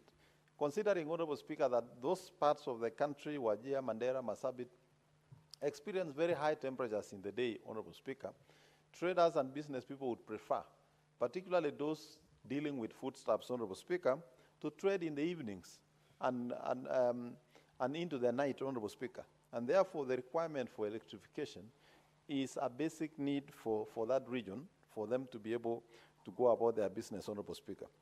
Honorable Speaker, the recommendation of audit of how the assets of Kenya Power are being handled, Honorable Speaker, I think is a timely recommendation. And I would say, Honorable Speaker, this should not be limited to Wajir County. The Auditor General should actually look at the storage of the assets of Kenya Power, Honorable Speaker, because across the country, you will sometimes find electric poles that were distributed, they were never raised, there were no wires, there is no connectivity. 2-3 years, the poles are rotting there, and the projects are not taking off. This is a matter that needs to be looked into.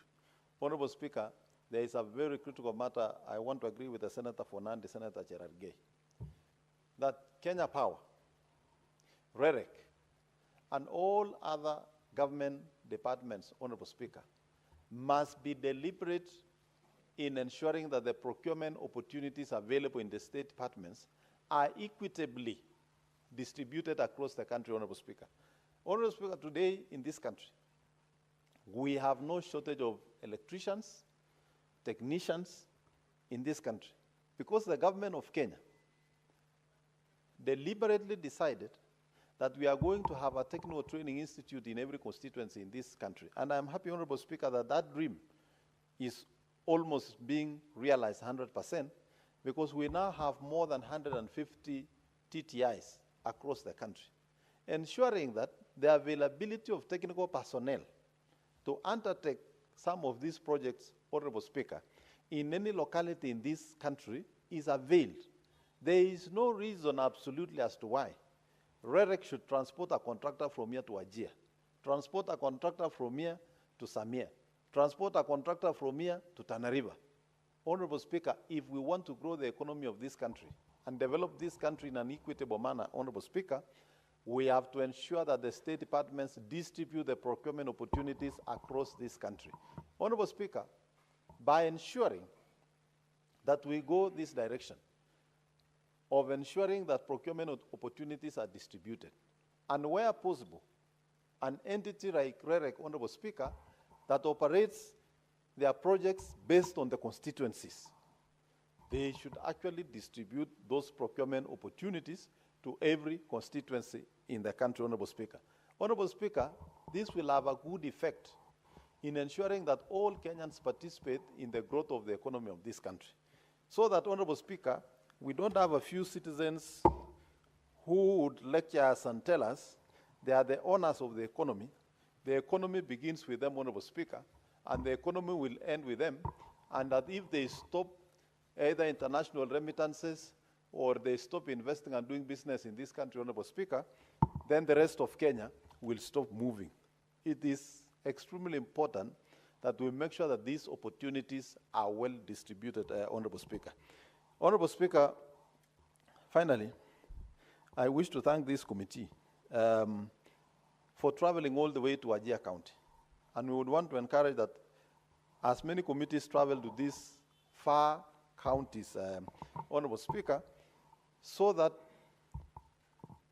we appreciate the geographical vastness of some of these counties, the marginalization that has happened over time, Honorable Speaker, and appreciate the need to come up with programs that enable those counties and regions to develop in a more faster manner, Honorable Speaker, and that this country would come to a fairly uniform rate of development across the nation, Honorable Speaker. Honorable Speaker,